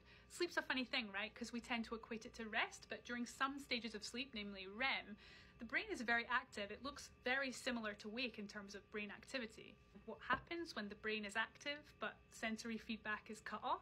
We hallucinate or we dream. So I think stage one would be wild hallucinations, and then over the long term your brain would just atrophy into mush. Let's say instead of just the brain, it's the entire head. So you preserve some sensory feedback, but you lose the feedback from the body. Well, a smaller scale version of that is amputees who lose a limb. The brain kind of keeps its original cortical map. It's as if the body's still there. And so I imagine what could happen is that in the early stages... Cortical map. That's interesting. Cortical map. This head on a robot body would feel like the body was still there. And at a certain point, with that visual feedback from the body, it would remap and begin to claim those robotic body parts as its own. Even then, there's still one thing that's missing, and that's the often ignored sixth sense, proprioception. Proprioception tells us where our body and muscles are relative to time and space, and so while you'd be functional, I think you'd be a very, very clumsy robot indeed. What does it mean if something's encoded into your DNA? And how do you get from DNA to a living, breathing, thinking, behaving human being? Let's talk about it. So let's use an analogy. Let's say that you're building a robot. Your DNA is like the blueprint for that robot.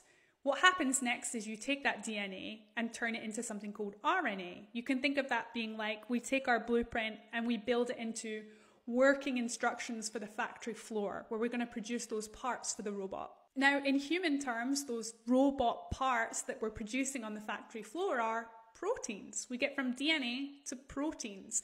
And those proteins might be the building blocks for single cells or for things that are more complicated like entire neural circuits. And so physical traits like height can be built into our DNA, or certain instinctive behaviors through things like fixed action patterns or central pattern generators can also be encoded into our DNA. Why on earth do we need to sleep? Good question. If you're new to my channel, hi, I'm Rachel, I'm a neuroscientist. So we haven't fully unraveled the mysteries of sleep, but we do know that if you don't sleep, like at all, then you die. So sleep is a funny thing because we tend to equate it to rest, but in fact parts of the brain are their most active while we're asleep. There are very important jobs that your brain has to do while you're asleep, including taking out the garbage and getting rid of waste products. It's also when your brain takes all the information that you were exposed to during the day and turns it into long-term memories. Of course, it's also when our muscles and the rest of our body recovers, but arguably you could just do that sitting relaxing. It's really the brain that needs full sleep. If you don't get enough sleep, in the short term, that leads to things like poor concentration, irritability, sadness. In the longer term, it puts you at risk of all sorts of nasty diseases and disorders. For the brain, it increases your risk of things like anxiety, depression, dementia. So please forget about what hustle culture tells you. Try to get a solid 8 to 10 hours of sleep per night for a very healthy, happy brain. Why on earth do we need? Ignore it, like she said, ignore the social hustle culture and make sure you get your 8 to 10 hours of sleep. Your brain needs it to get rid of all that bad information and, you know, keep things going. Sleep is very important.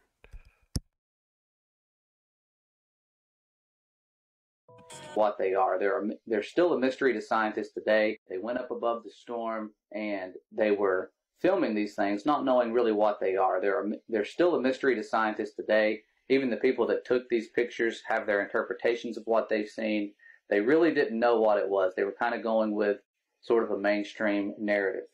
But I'm going to show you this, and when I show it to you and compare it to the footage that you've seen of the firmament from our previous videos, it's going to blow your mind.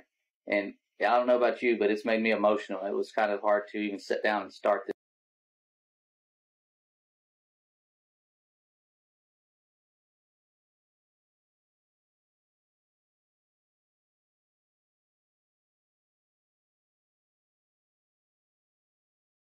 We're not scared of you.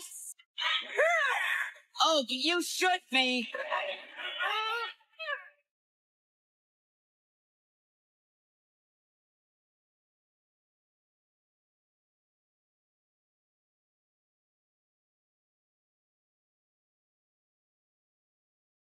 It looks like lightning. Okay, that is weird.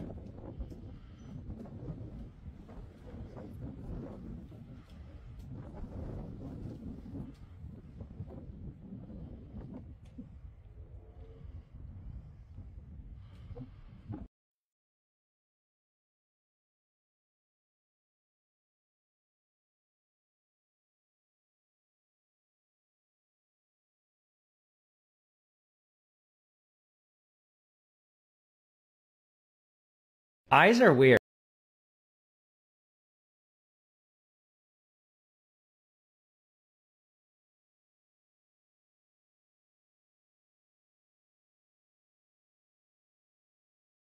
Eyes are weird. You actually have blood vessels right in front of your retina.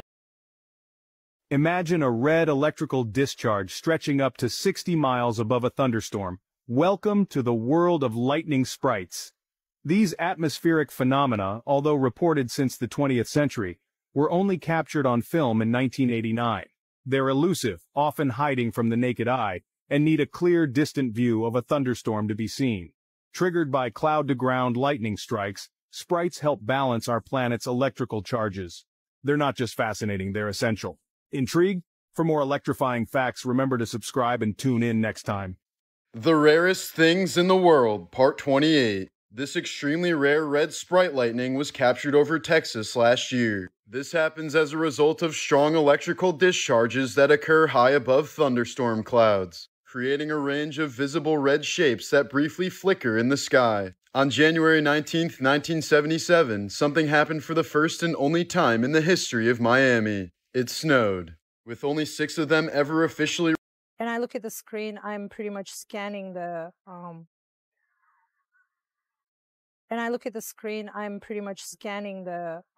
horizon here, because the storms are pretty far out, and I'll be able to just see the lightning flash the top or the cloud tops, pretty much that light. And then that's my clue to trigger.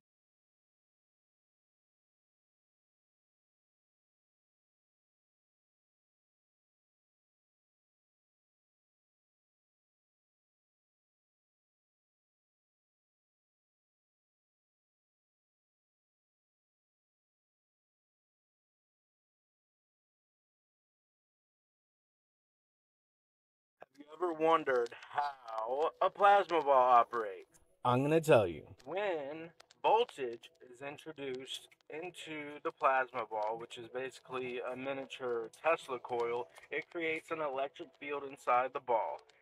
As the electrode is negatively charged, the escaping electrons are introduced into the larger glass ball, where they interact with positively charged ions that are floating around inside.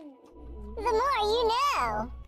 This is called a plasma ball. It has a lot of electricity going from the center, coming out to the outside, and if I put my hand here, it follows my hand around and goes through me and down to the ground, and it will do that even if I don't actually touch it. It will still follow my hand around. It's still charging my hand, and we can see this. If I put a fluorescent light here, it's strong enough to make the fluorescent light light up. Even if I hold it away from the spark, it's still got enough electricity to make it light up.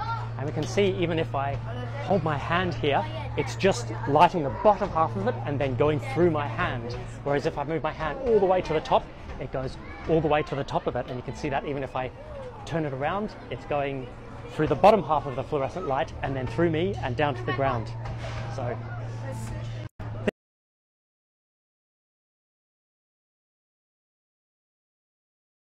So what have we got here? It's a plasma ball, of course. Some of you might have one of these at home. People have them in their bedrooms, their living rooms for decoration because they look really cool. And they look really cool because they're filled with a mixture of noble gases. That's things like neon, which we know from shop signs. And of course, when electricity goes through it, it lights up. And that's what's happening here. But because we've got electricity flowing up out of this plasma ball, we can use it to power things like my light bulb. If I rest it on here, it lights up. The electricity is coming from the plasma ball through the light bulb and through me down into the ground where electricity likes to be. So with a bit of luck, I can light this up with the help of my handy assistant.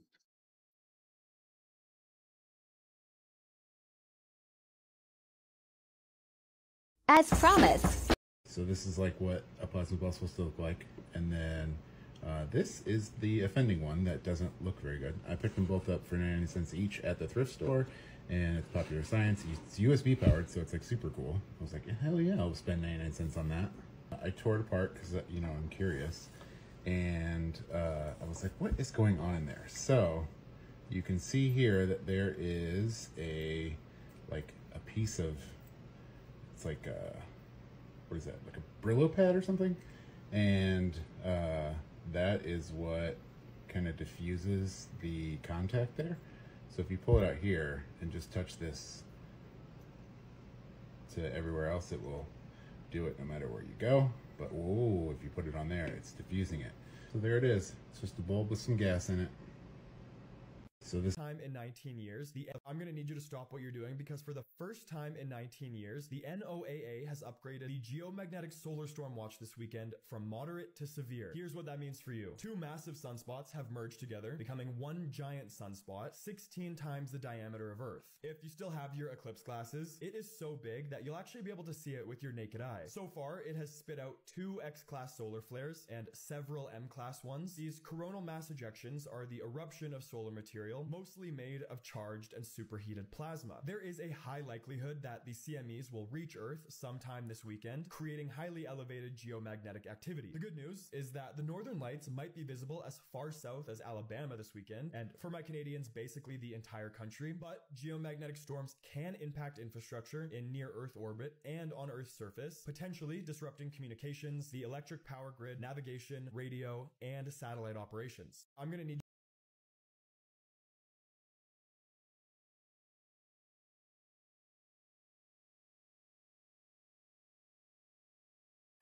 Wait, was that this weekend? Am I asleep? Did I just miss the Aureolus Borealis?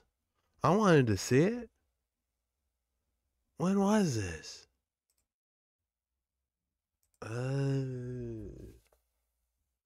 Well, it looks like we all good, so.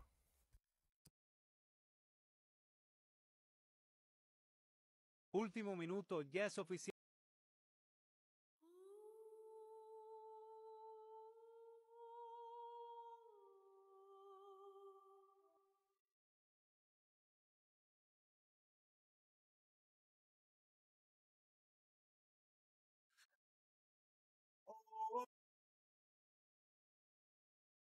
We didn't know.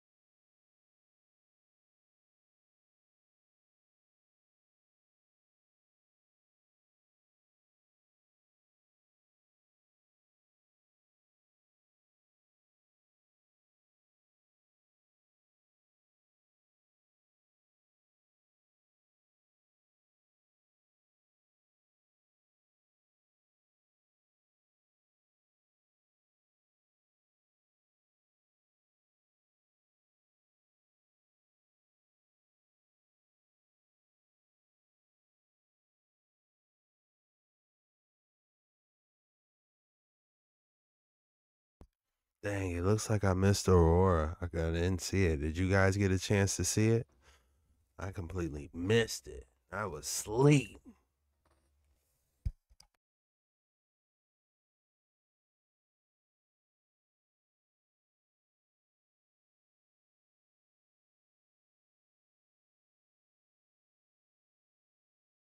my God, guys, you gotta watch this movie. This movie is so good. Man, My friends, keep an eye on the sky tonight. The northern lights might be visible. My friends, keep an eye on the sky tonight. The northern lights might be visible. I'm in New England, Massachusetts. We might be able to see it here. You could see it as far as Alabama and North Carolina. Early Saturday morning is when you're most likely to see it, so keep your eyes on the sky. Also, be prepared for the power grid to go out. The NOAA has issued a warning, and they haven't issued this warning in 20 years, since January of 2005. The sun is throwing out solar flares. This geomagnetic storm reached Earth today, midday, Friday, May 10th. It's supposed to last until Sunday, I believe. But yeah, be prepared. I'd keep all of your cell phones charged and everything just in case the power does go out. You should be prepared. Because like I said, they haven't issued a warning like this in 20 years. So, best to be prepared. I'm gonna stay up late and hope I can see the northern lights. Yeah, I guess it's the aftermath video. Nothing, we're all straight, you know, hopefully everyone's good. I didn't see any northern lights. I did see, you know, some good sunsets that I always look out, you know. Sunsets are always amazing, but you know, there was a couple pink ones that I really enjoyed.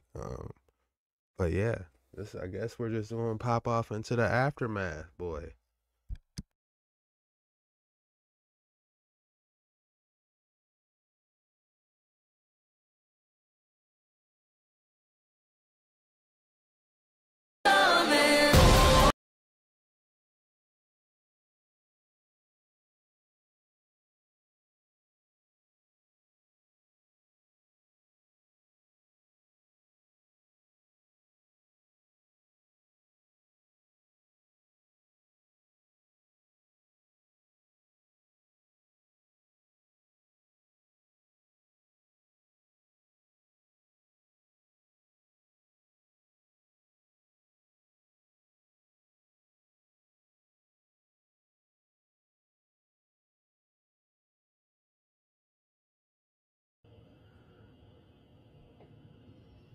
don't see it moving. On video. It's moving fast. It's moving fast. It's going in circles. I've never in my life seen that. It's Okay, moving so- the clouds too. Like, look at that. So for me, it looks like it's shaking, but It's not. It's moving. I thought that was my eyes. No, Yeah, no, no. It's moving back and forth. It's running in circles. The moon literally has forgotten how to moon. They said the moon is moving, It's moving. like in circles. Y'all are tripping. It's moving. I've got it on video moving. Y'all drink too many like mushroom coffees. What? It's I haven't had moving. any Austin, look at it. Watch it. It's going up the clouds. Austin said, y'all tripping. I'm going back to sleep.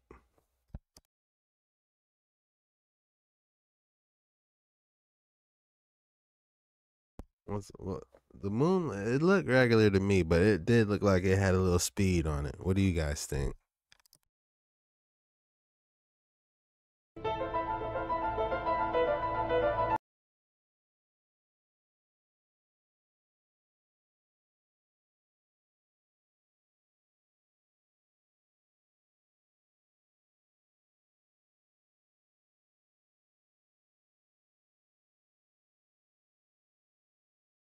Oh, so you had to turn your exposure up on your camera so you really could see it. Oh.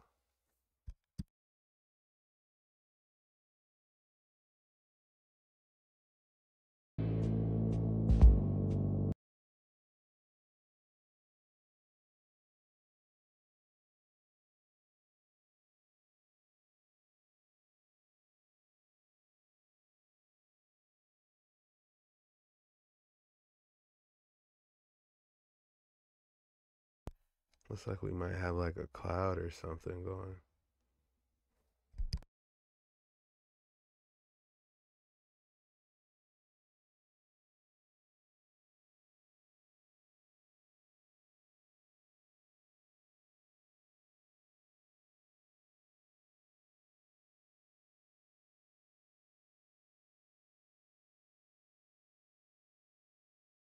Damn, that's bright.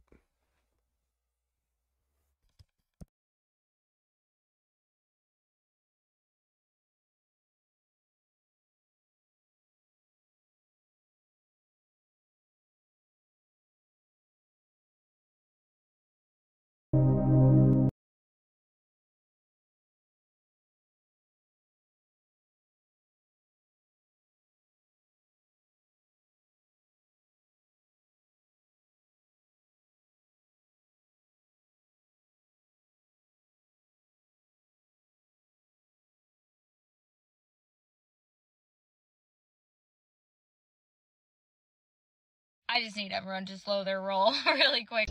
All of the United States will see the northern lights. I just need everyone to slow their roll really quick for a second. This is where the northern lights will be seen from this G4 geomagnetic storm, and potentially as far south, potentially the northern tier of the country, but mostly over Canada they will be visible. And what the public should do, the public should not anticipate any adverse impact. I know what you're thinking, but they're lying to us. They're lying to us. I get it. I get it. The sun cycle is on a cycle. Every 11 years, it ebbs and flows with how much geomagnetic activity goes on. The beginning and the ends of this cycle are usually calm, and the middle is where it peaks. We're just past a peak. We saw that last year. The auroras were visible in Virginia multiple times last year. A lot of geomagnetic activity. How often does a G4 geomagnetic storm happen? 100 times per cycle. So the cycle of 11 years, that happens 100 times. On average, that's about once every 400 days. I'm just trying to put into context how often you can imagine it happening, but the way the sun cycle works is a lot of times it all happens back to back during the sun cycle because it peaks at a point. We saw the peak last year, March and April of 2023. We actually had 2 G4 geomagnetic storms. So infrastructure operators have been notified to take action to mitigate any possible impacts. The public should not anticipate any adverse impacts. So let me know if you've had any issues with radios or GPSs, or if you've heard of any issues. I'm going to keep an eye on it overnight tonight. But if you've made it to this video, we have made it past the worst of it.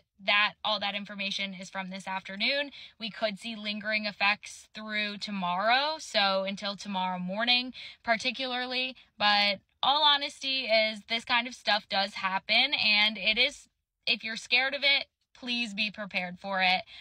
But I don't think it is anything that needs to be on your radar of worries right now. There's enough other things to worry about right now, but if it does worry you, then be prepared for it. So there you go. I'm also not bashing the creator. Every geomagnetic storm is different, but he was just reading the general what could happen during a geomagnetic storm. And since everyone's different, every storm is different, you kind of have to go by the particular storm before you can make those assumptions.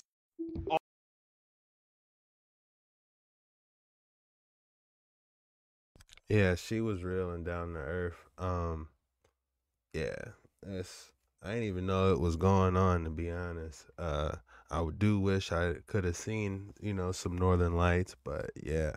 If you're watching this video now, hey, we're chilling. This is the aftermath, the Marshall's aftermath video. The latest predictions from The Simpsons for 2024 are genuinely eerie. The latest predictions from The Simpsons for 2024 are genuinely eerie. This one is absolutely disturbing. In Season 24, Episode 9, Homer Simpson is preparing a bunker fully stocked with provisions for his family, anticipating something dreadful on the horizon. Shortly after, a solar superstorm strikes Springfield, a silent, invisible tempest sweeping through the town, causing severe consequences. This catastrophic event leads to a complete shutdown. No internet, no electricity, everything comes to a standstill. A solar superstorm could wipe out the internet for weeks or even months or even forever. The portrayal of a solar superstorm in the episode aligns with the potential real-world impact such an event could have. Interestingly, NASA has recently made a shocking discovery, a massive hole in the sun called the Coronal Hole. This hole, large enough to engulf 60 Earth-sized planets, is currently releasing solar storms at a staggering speed of 1.8 million miles per hour, and could be headed to Earth fast. The last time the Earth experienced such a storm was in 1859. It was known as the Carrington Event. The 2024 solar storm is predicted to be 60 times more powerful than the 1859 solar storm, possibly the strongest ever recorded in history. Such solar storms can have catastrophic effects on Earth, affecting satellite power grids, GPS, and potentially wiping out hard drives and the entire internet permanently. Might take decades for us to recover. It's only a matter of time. The Simpsons be on it, man. How do they know this? To be honest with you, I haven't seen a Simpson episode in probably about 5 years, but maybe I should probably start watching them, because they be trying to let us know some things. Like, do they even try to be funny anymore? Or is it just, we just be seeing so many of these creepy, scary TikToks that we just be like, oh man, they on to something. Like, I forgot what a regular Simpson episode is. I didn't seen so many of these creepy, scary boys being thrown at me. So I'm like, dang, what they gonna say next? What's their next prediction? Is this an actual show that's funny still? Is my question.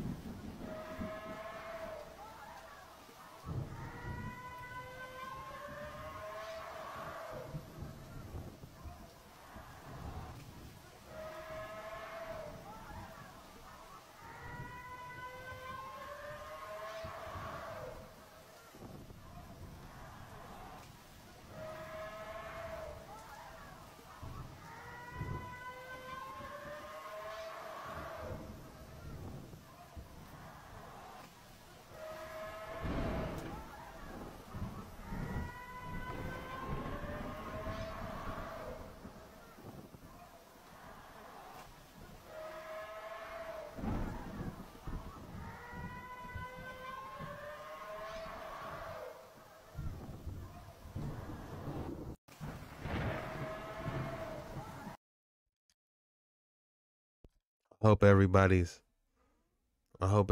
all right in there. But it does make me want to watch The Twister, man. That was a classic.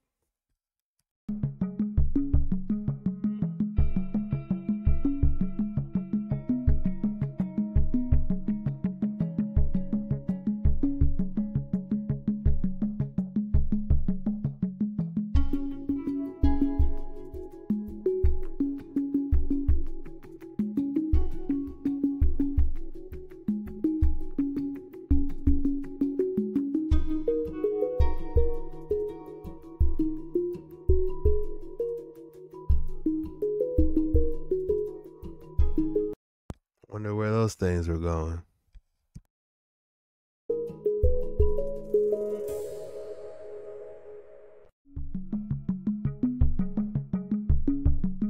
All that ether up there that needs to be harnessed.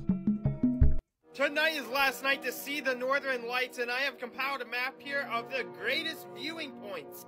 Hey everyone, my name is Austin Anderson, and welcome to the Aurora Tracking Center. Yes, we do have 8 monitors behind me. What you need to know is the Aurora is starting to act up once again, guys. Now, it is coming near sunset here on the East Coast within the next hour, so we are going to get one final hoorah, and here she is. Now, over the past 24 hours, we did have a major double CME coming out of the south end there of our sun. We had a little bit up on the northwest side if you're using cardinal direction, and right there at the northeast side. But guys, this is on the way. You do have UTC time over on the left side, and guys, we're going to be looking at the bottom of the May 12th column and also the top of the May 13th, and that is showing almost a G4. 6.67 is just below that G4 threshold, so I believe this is going to be the greatest chance to view the Aurora. Again, this is tonight, so Sunday into Monday morning here. If you're on the East Coast here... Wait, that's right now.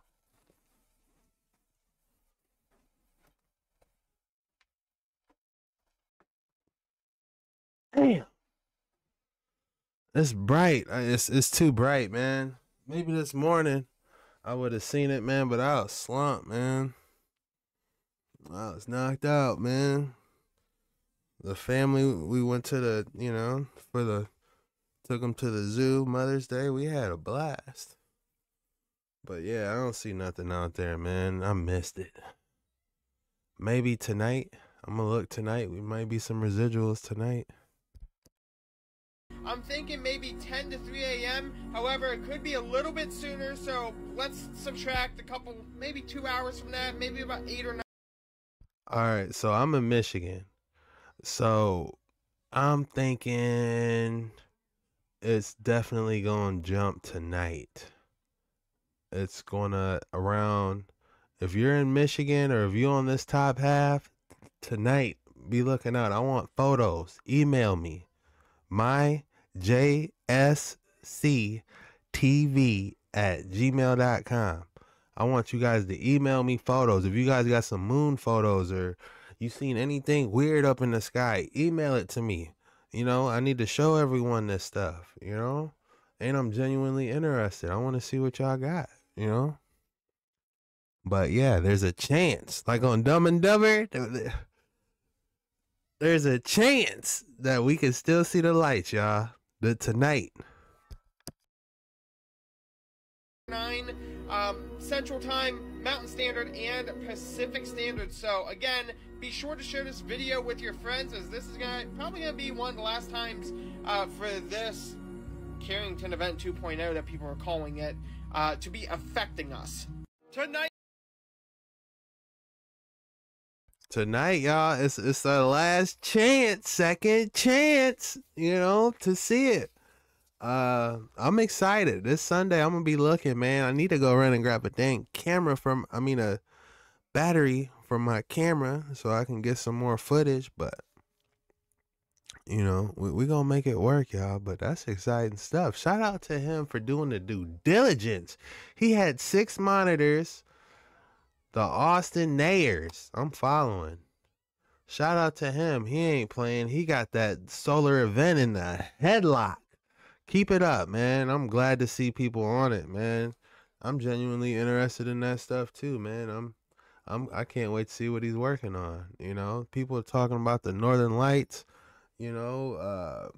these geostorms. I love it, man. But if you could ask me about Drake versus Kendrick, I could care less, man. You will not see a video with me talking about rappers beef. You will never see that on this channel. Shout out to everyone else that's doing it, but man, it's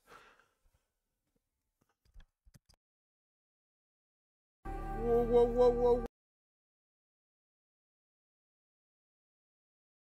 Look at all that.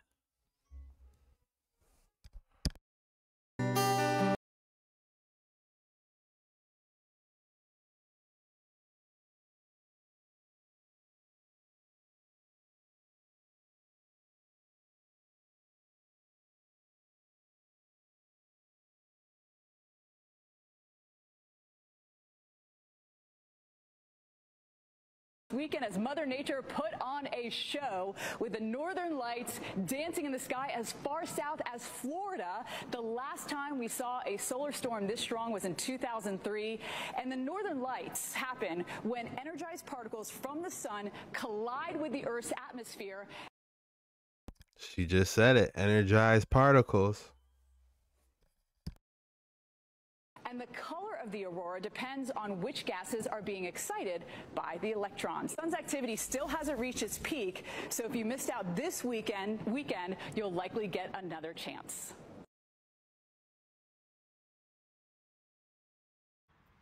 In regards to the aurora and wanting you to stay up every night, which is what this poster said right here, tongue-in-cheek, kidding around, you got to consider. Last night on Saturday night, first I said nothing's happening, don't go out yet. Then around 11 o'clock Eastern time, I said, hey, it's starting to brighten up and it's starting to sink into the United States. But then at 2 o'clock in the morning, I got out of bed and said, all clear, go to sleep, no worries. It's retreating back into Canada. And Sunday night, tonight, I plan on doing the same. This is, of course, May 12th going into May 13th when we're supposed to have another geomagnetic storm. So I will try to keep you posted because we only get 30 to 90 minutes in advance warning of when the geomagnetic storm is going to hit. I'll try to keep you posted when it's coming in, but I'll also try to let you know if it's a bust and you could go back to sleep. I hope that helps in terms of the aurora borealis. If you're gonna be up, you might as well just get a quick peek anyway. Don't wait on nobody. Go out there and just get a quick peek, man. That little 30 seconds might be the little difference from you actually seeing it. But hey, if it's a quick notification, we do need some type of notification service for this type of stuff. Like we need a Dark Waters 9 notification gang. So if you get that notification, that means hurry up, go outside. But see, everyone's not looking at the exact same thing though, because if you look up, you can only see like, I don't know, so many miles in each direction. So what someone's looking at might not be able to see, you might not be able to see the same thing someone else is looking at, just because they just so far away. Unless it's, I don't know. But I think that is the case.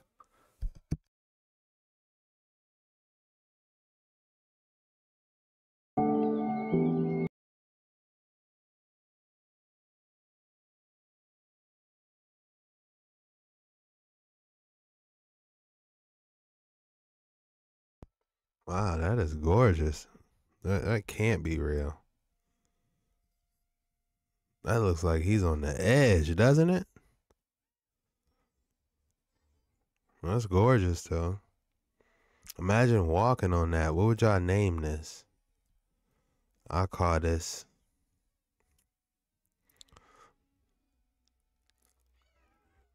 Isingale Road. Isingale Road. There it is, Isingale Road.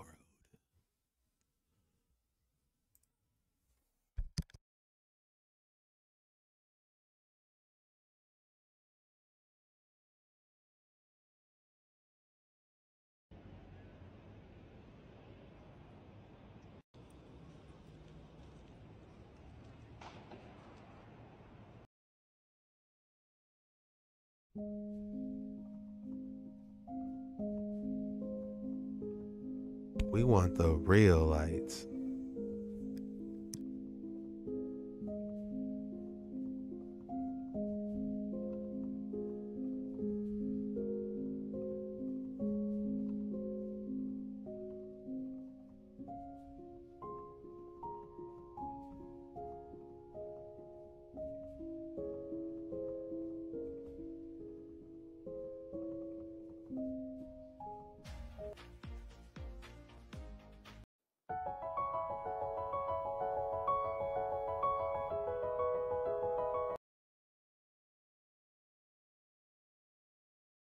They said Northern Lights in Los Angeles. They got the chopper spotlights from San Andreas, the GTA level 5, level 4 helicopter. Bro's got 3 stars right now.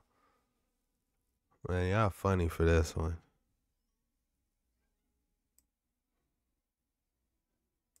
Somebody running around with 3, 4 stars.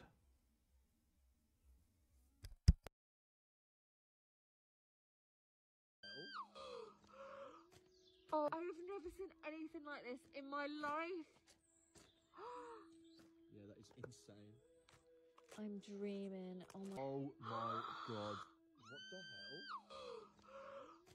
Oh, I have never seen anything like this in my life. Yeah, that is insane. I'm dreaming. Oh my goodness. This is not real. Oh my god. That is impressive. I wish I could see that. This probably doesn't do it justice, honestly, but I wish I could see that in real life. Man, we be everywhere on these waters, don't we? Be in the forest. We be all up in these skies, man. Very nice.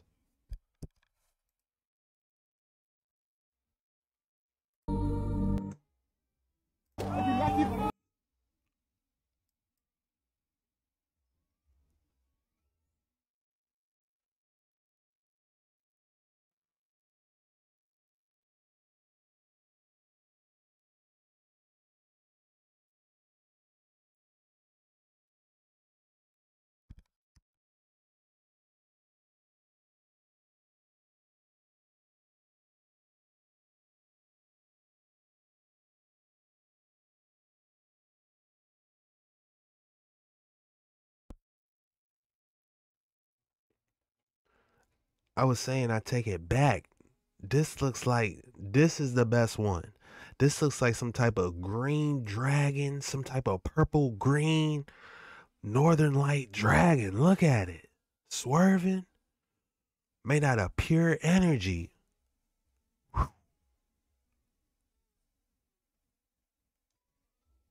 One more time, man.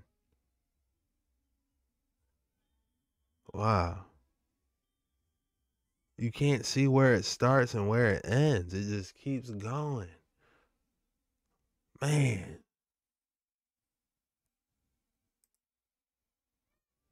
Wow, here's another one.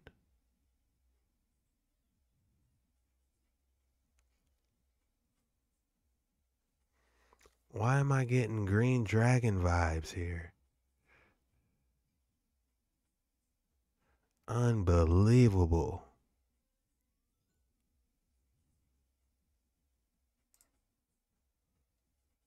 Then Friday and Saturday, you have one more chance to see them Sunday night. Here's how. Noah has. If you missed out on these views from the Northern Lights on Friday and Saturday, you have one more chance to see them. If you missed out on these views from the Northern Lights on Friday and Saturday, you have one more chance to see them Sunday night. Here's how. NOAA has already said that the storm is currently at a G4, but expected to strengthen into G5, meaning that once again, the Northern Lights are going to be supercharged and could reach lengths as far as Alabama. Head outside once again around 1 a.m. Central Time for the best viewing. And if you're in the South, be sure to check your local forecast for cloud coverage because that could cause issues with your visibility. And be sure to pull out your iPhone. You'll be able to capture these images with your iPhone lens. I'm behind the curve. A G4, G3, what is that?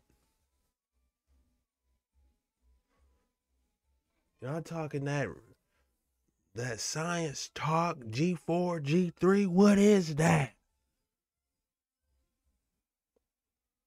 2024 promises the best Northern Lights display in over a decade. Wondering where to catch this celestial show? Top locations include Tromsø in Norway, Swedish Lapland, Reykjavik in Iceland, and Fairbanks in Alaska. Hope you get to witness the beauty of the aurora. 2024 promises the best.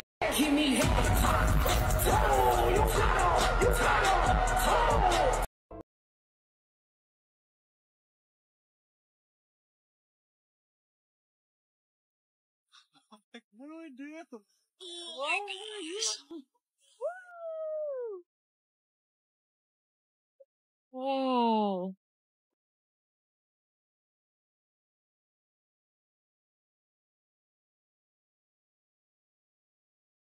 They switching the color around. We on to y'all schemes. We seen the yellow one. Another one.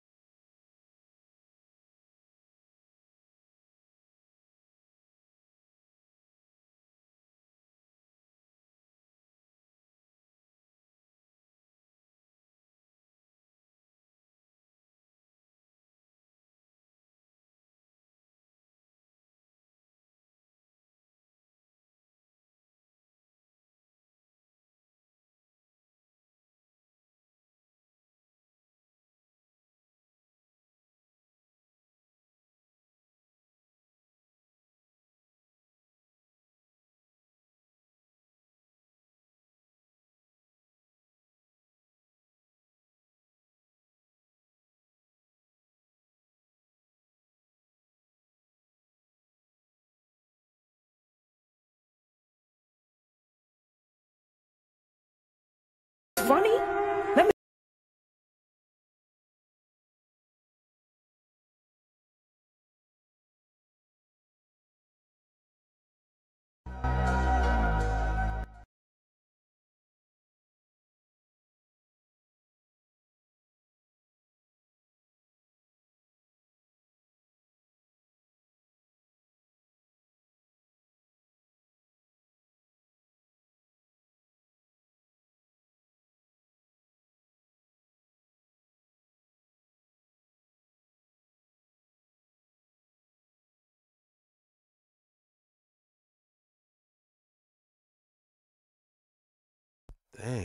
Dang, they brought out the Northern Lights, did y'all? Hope y'all got that.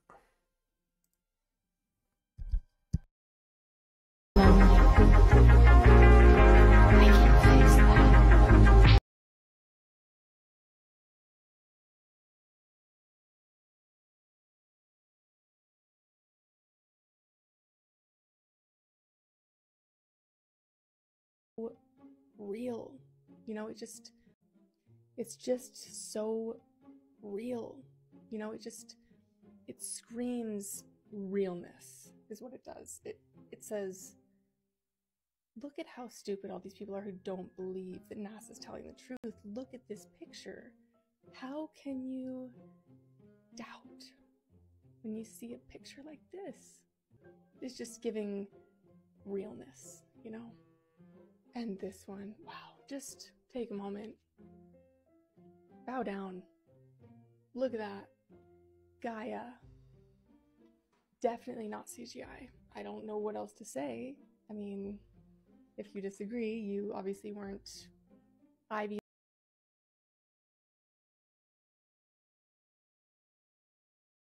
League educated, you know what I mean? Because that is the realest thing that I've ever seen in my life.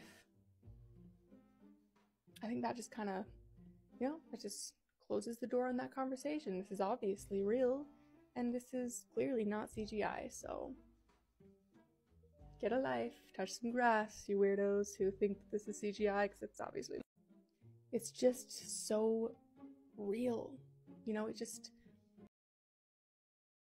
Alright. Now your boy's professional forklift certification. At first glance at this,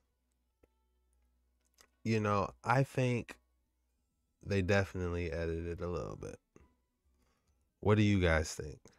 I believe the top's real. There's some realism to that, but they definitely added the fish eye a little bit to it.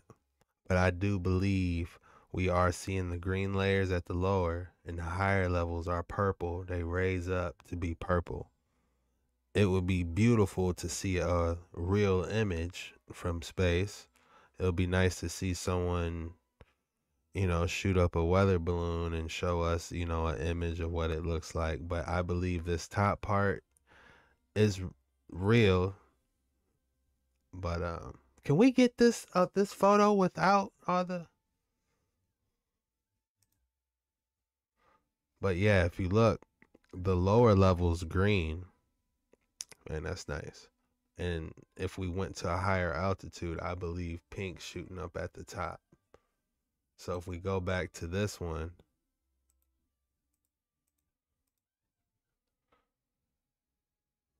you could see it's starting to get pink. So I believe they did chop it up a little bit, but this is a real photo from this altitude, but I believe they fish-eyed us up a little bit. You got to eat the meat and spit out the bones, y'all. Keep your head on a swivel. If you guys are following me, you know what that means. Eat the meat and spit out the bones. You got to take as much meat off of this as they can. If they say this is from this high of elevation, it's real, okay. We're keeping our head on a swivel, but let's really look at it and see what we can take away from this. We know on the frequency scale that purple raises the highest. So there's some validity here on this photo when you're seeing it. Can we see a real one?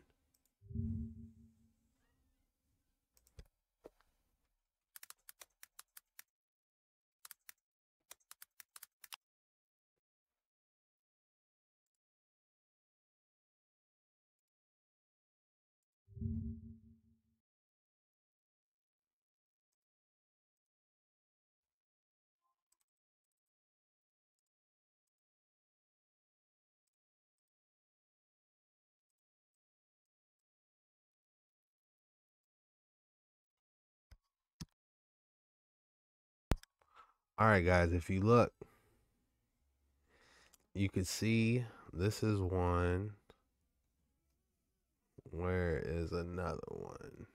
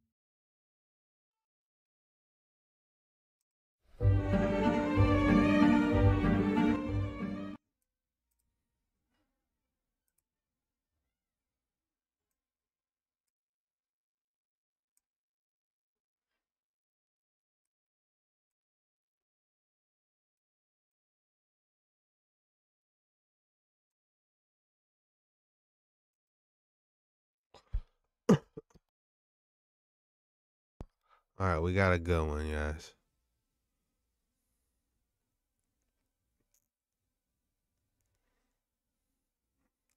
Northern Lights. Look at all that energy up there, man. Look at all this energy. You would think this was a science fiction movie, but no. Ether, all this energy up there. Something's getting charged up. Something could have been potentially been supercharged, to be honest with you. The Northern Lights that came all the way down to Florida. I mean, the last time a G5 storm hit us was in 2005, and it touched California, Texas, and even Florida. But this time, I got to witness it. And these are some crazy pictures that I have seen all across news networks and people's posts from Florida. Like, take a look at this, and this, and this. This right here is in Cape Coral, Florida, which is south of Florida. And there's another picture. You can see the pink lines. There's another one. This looks really cool. Some places people were seeing it as red. Some places it was pink. Some places it was blue. But the next one is captured from a plane. This is near Tampa, Florida. These are some of the coolest shots I have seen of somebody capturing the Northern Lights from a plane. Wow. What is that? What if this was a giant machine up there getting cloaked? That's Southwest. Did you guys see the S right there? I don't know. It might be just me. I have no idea. But yeah, the next one, we don't even know when it's going to be coming. But scientists are saying it will be another 10 more years. So like and follow for more great videos.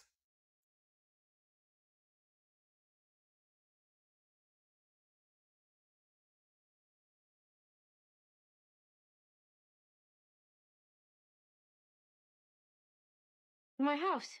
Rory, we've been through this. It'll always...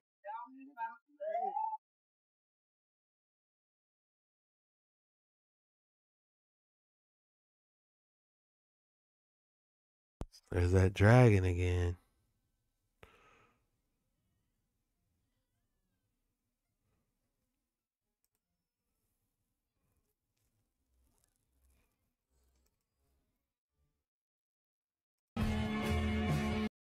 Did me dirty for seeing the Northern Lights, so I am making do.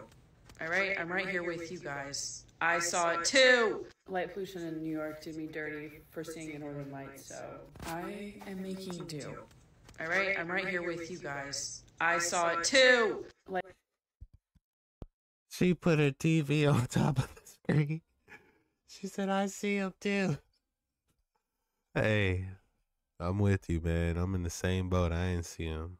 I'm seeing them all on these TikToks.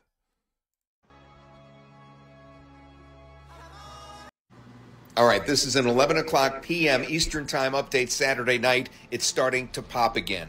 That's right, after I did that video just hours ago showing how it was a very slow start to the Aurora Borealis for Saturday night, not looking like it would approach anything from Friday night. Now all of a sudden it is expanding out again. Now the red colors that you see there in Canada last night were much farther south, the red and the orange, down towards Vermont and, of course, Michigan. It was actually almost reaching Chicago.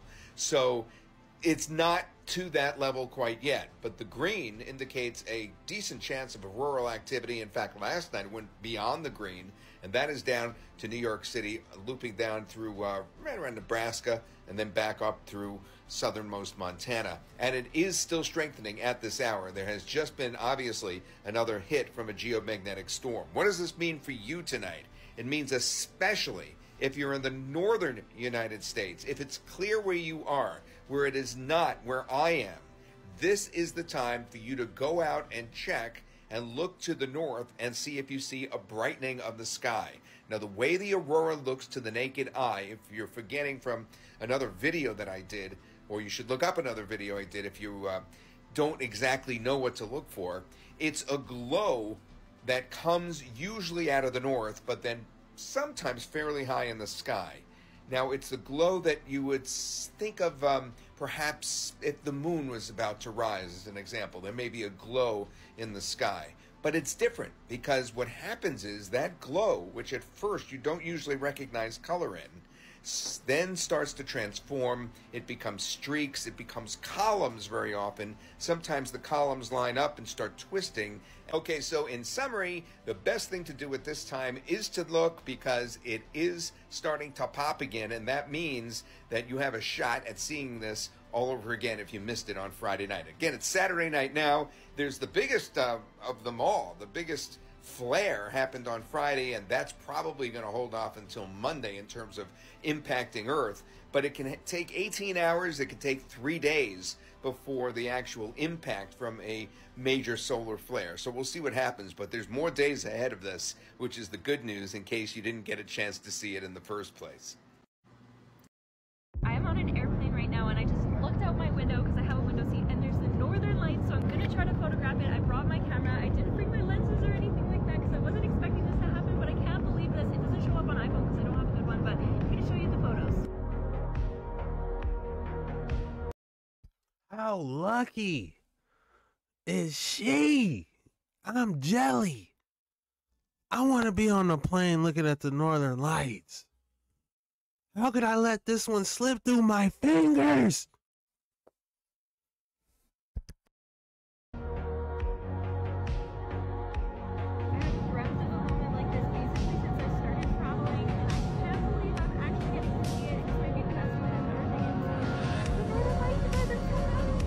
I am on an airplane right now, and I just looked out my... The next eclipse, Northern Lights, let me find out what's going on. I'm booking me a plane ticket so I can be on a plane and see it, man. Y'all done got away from me for the last time. I want to see the Northern Lights. The eclipse on the moon, y'all gotta... I'm mad. Y'all not slipping through my fingers again.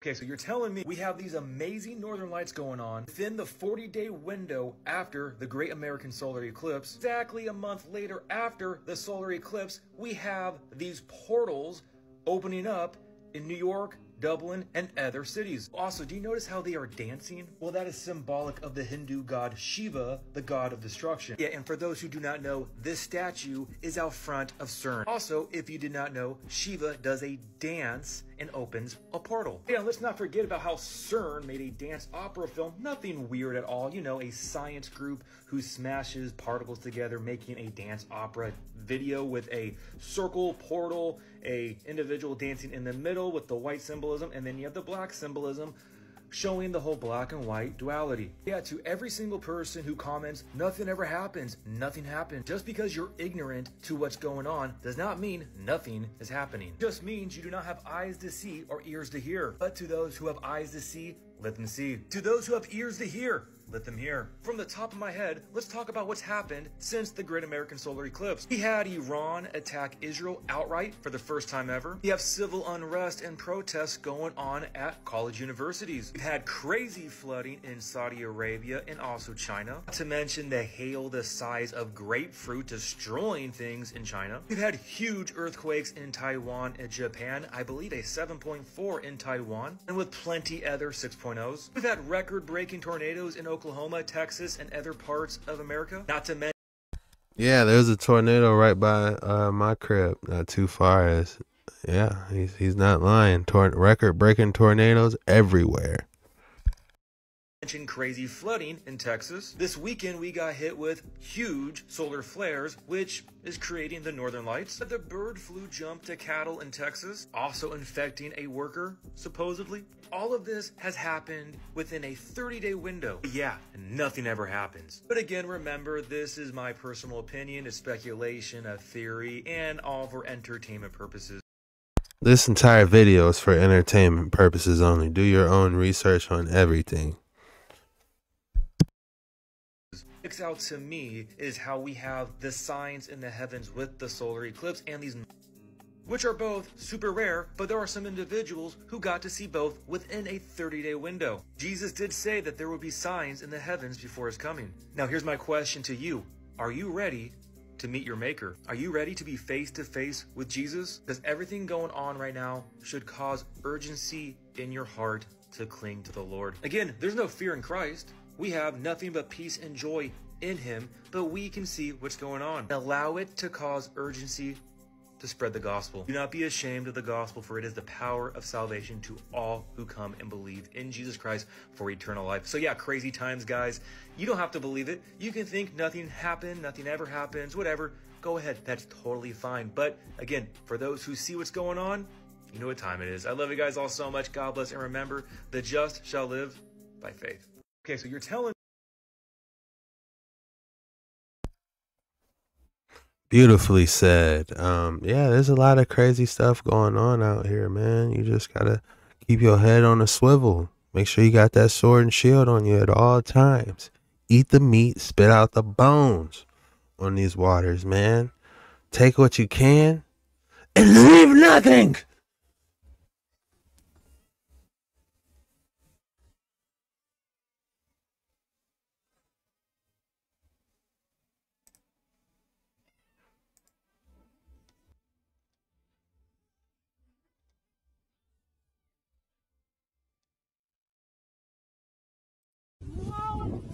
Oh.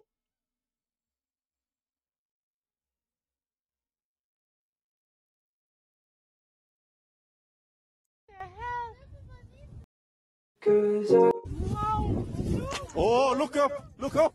Oh! Oh! Oh! What the hell? Yeah, the Native American said you're not supposed to whistle. Look at that! Oh! Oh, look up! Look up! Oh! Oh! Oh! What the hell? Yeah, the Native American said you're not supposed to whistle. Look at that! Oh! Who did that? Man, the internet's undefeated, man. Whoever made that, man, y'all hilarious. That's the worst part on Lord of the Rings, man. We didn't think Uncle Bilbo had that demon up in him like that, but man, as soon as he saw that ring, he...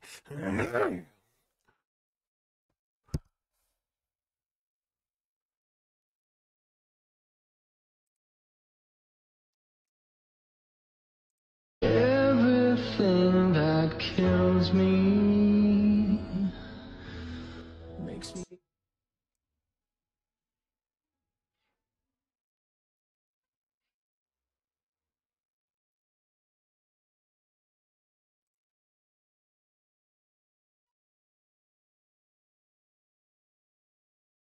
Makes me feel alive. Spectacular.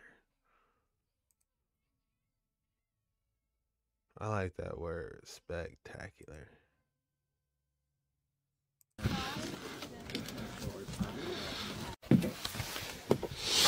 Get outside, get outside, get outside. We saw you running for us. Oh my god. Oh, yeah, there it goes.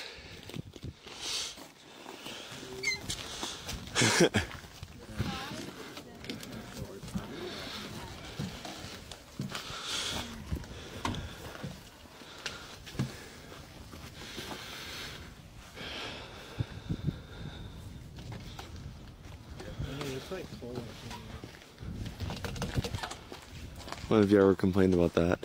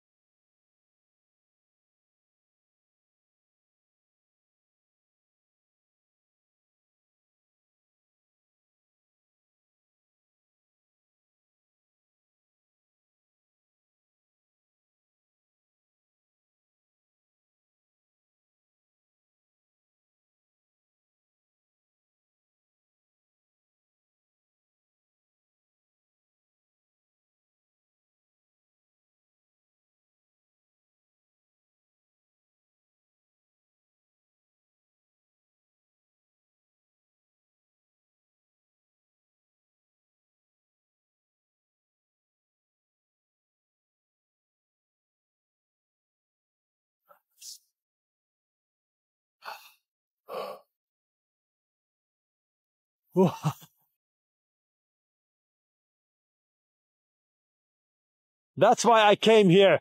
Wow.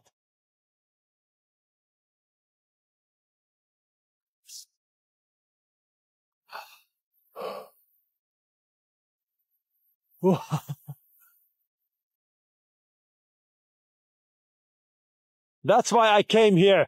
Wow. Chasing the green dragon. Oh, I love it and I hate it at the same time.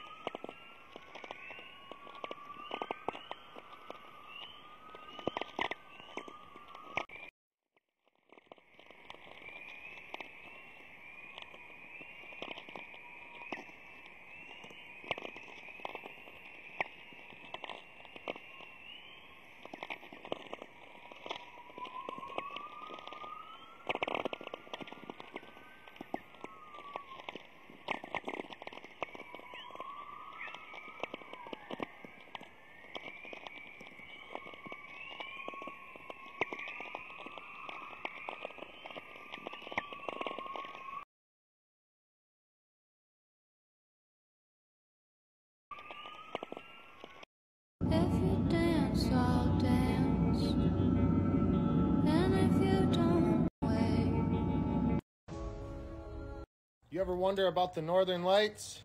Or my last video where I talk about the deep and how it was here before Earth? Yes, God created the waters, the deep that he talks about. It's a part of heaven, so it was created before Earth. Then later on, he talks about how it becomes frozen over. Here it is, stick around. This explains the Northern Lights. Revelation 4 verse 3, and it reads, "And he who sat there was like jasper and sardius stone in appearance. And there was a rainbow around the throne in appearance like emerald." This is emerald. Sure looks like the same color as the Northern Lights to me. And back to how I said God froze over the deep, well, here it is. Before the throne, there was a sea of glass like crystal. So the Northern Lights that we see in the sky is lights in God's glory coming down from his throne. The deep that was froze over is the sea of glass that is before God's throne. Ezekiel 1 verse 25. A voice came from above the firmament that was over their heads. Whenever they stood, they let down their wings, and above the firmament over their heads was like a likeness of a throne, in appearance like a sapphire stone. On likeness of the throne was a likeness with the appearance of a man high above it. So what I'm saying is God in his awe, in his holiness, he sits on his throne above us and watches over everything. But at the same time, God is omnipresent. So a part of him can be living within us and be in a room, and he can have his full undivided attention on us while he has his full undivided attention on somebody else in a different country. I hope this makes sense and brings understanding. I love you guys. God bless. You ever...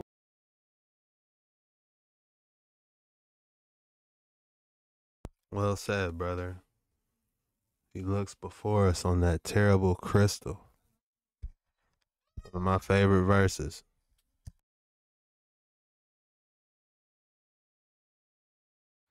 Should you give up for tonight and just pack it in and not look for the aurora? Let's discuss. Here's what's going on.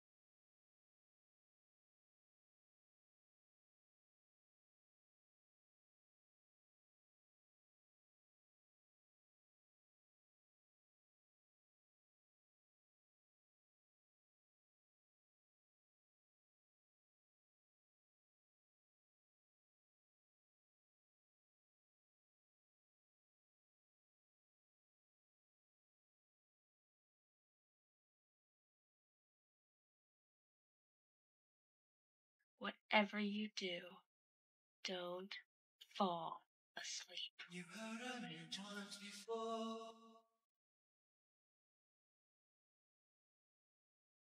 Quick aurora update for tonight. This is Sunday night now. I'm recording this around 9:15 p.m. Eastern time, and I pulled over on the side of the road. I'm actually traveling, so if I look dark and this looks kind of weird, sorry about that. I'll get out of the way.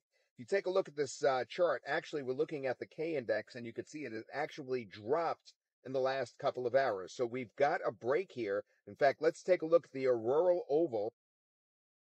And no question, it has retreated in the past couple of hours. It's now to the north of Maine. It's over, Quebec province and Ontario province, not even to the southern part of those provinces. So it is retreating for the time being. But remember, we're waiting for a geomagnetic storm. It could happen late tonight, or it can happen during the day Monday. But for now, you have a break. What to look for? This is what to look for. First of all, keep your eye on the website spaceweather.com. And if this blows up, it'll be on the lower left-hand part of that site.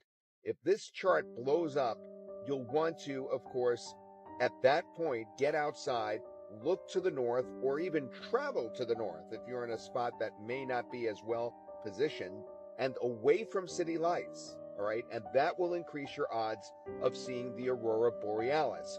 Also, increasing your odds will be using a camera, even something like an iPhone or an Android, as long as you have a long exposure, pointing it up and actually taking the pictures constantly, or even sometimes just looking at the screen and what's in the screen will be better than with the naked eye. Will bring out some of the color and some of the faint glow that you may not have seen otherwise. So try those tips, but once again, wait later tonight. I'll give you another update.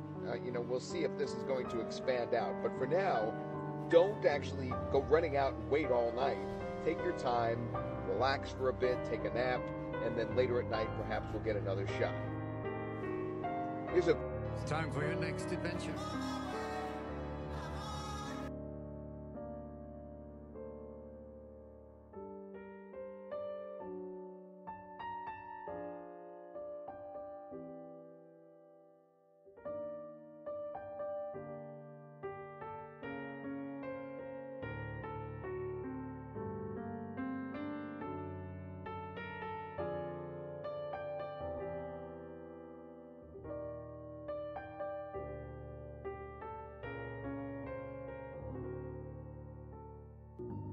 That thing looks just like it.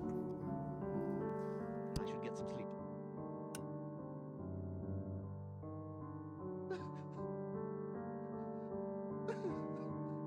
I should get some sleep. OMG, the Northern Lights were seen in New Jersey tonight. How cool!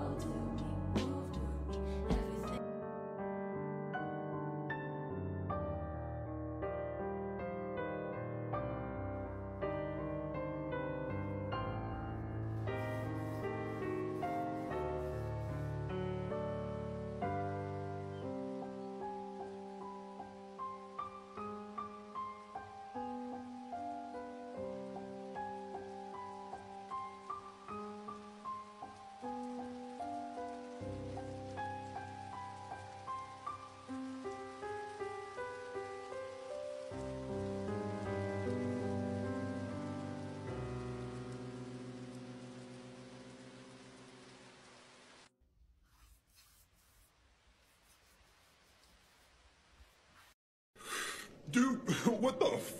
Why are you f***ing here, man? You're so old. Where's your wife? Go home to your family, dude.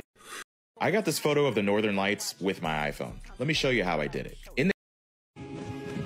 I got this photo of the Northern Lights with my iPhone. Let me show you how I did it. In the camera app, there's something known as night mode. It's also how I got these different photos in high resolution whenever there's not a lot of light out. If you open your camera app at night, you'll notice in the top left corner there's an icon with a number and an S next to it. That's night mode. It's essentially a long exposure for you fellow photographers. If you tap the arrow at the center of the screen and then tap the icon at the bottom there, you'll notice you can adjust the slider, which adjusts the duration in which the photo is taken. If you're shooting handheld, you'll probably notice you can go 3 to 5 seconds, but if you use a tripod or prop it up on a table, you'll notice you can go up to about 30 seconds. But use night mode tonight whenever the Northern Lights are visible again and tag me in your photos. I want to see what you got. Good morning. Everybody is talking about this Northern Lights thing, and that happened last night. The Aurora Borealis, that's only supposed to happen in, like, Alaska and all those northern places. Washington, I guess, sees it sometimes. I don't know. I'm not perfect. I have no idea. But, I think I found a scripture that may or may not pertain to this crazy event that has occurred in Georgia, Oklahoma, people seeing it from all the southern states.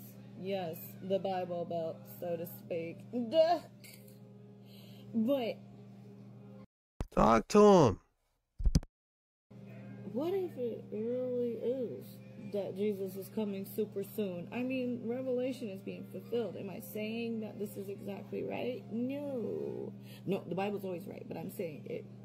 My seeing all this crazy stuff, signs in the sky kind of stuff. Is it the end times?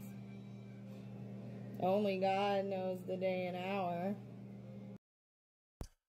She ain't lying. But me personally, every single day I be looking up.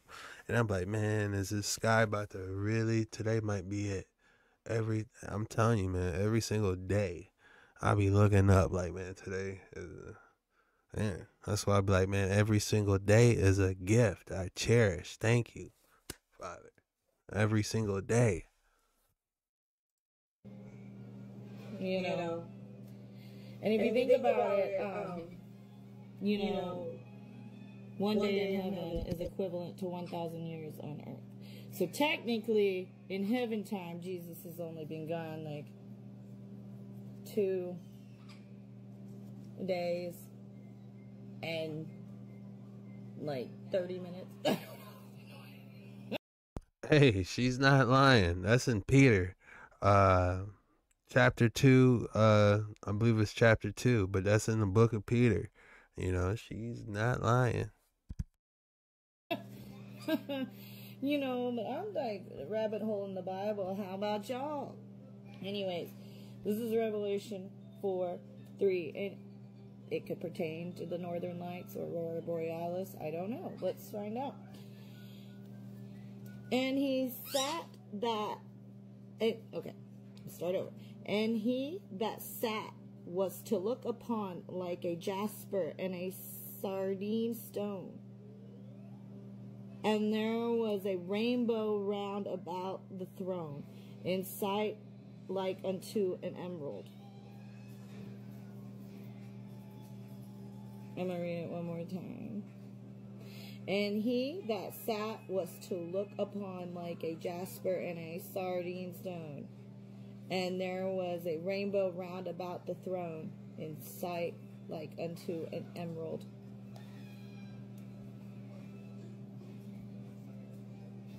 And this is Revelation 4:3.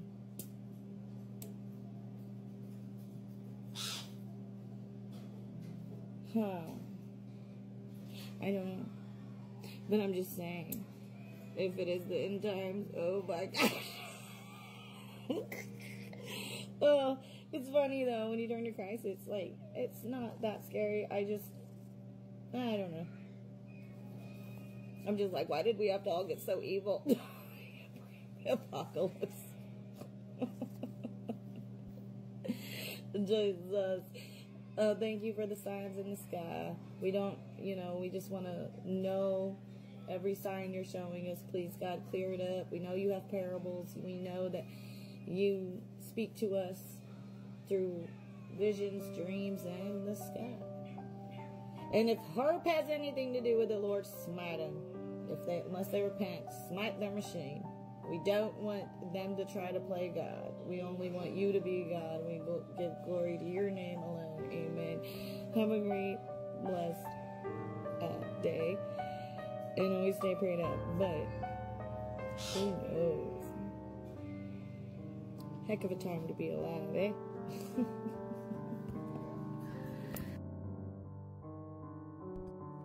Hey, that's it. Sometimes you just gotta open the book and just read, and you'll be shocked what you'll come across. A swirling green emerald. What does that sound like? That sounds exactly like what we've been looking at. And the fact that this has been going on they said this thousands of years ago. They weren't at the ice caps freezing. They probably seen this like in its first form. We're probably getting a watered down version of the Northern Lights, to be honest. Alright guys, if you like this episode, be sure to hit that like and subscribe button and some words of encouragement. It really helps me out and keeps these boys pumping out. I appreciate it. I did this video, I did half of it with the glasses, half without. Man, it's a rare episode without the glasses. So, yeah, this is a rare one. I appreciate you guys for hanging in there with me on these longer boys, and I just want to say thank you. And let me know what you guys think about this video. I was starting to go into Mercury Rectifier's territory a little bit towards the end. I'm like, I think we hit it with the auroras, the energy, all that. It was a good episode. But hey, I'll see you guys on the next one. Peace. Alright, I'll see you guys on the next one. Peace. Special thanks to all the members of Dark Waters 9. We cannot do it without you.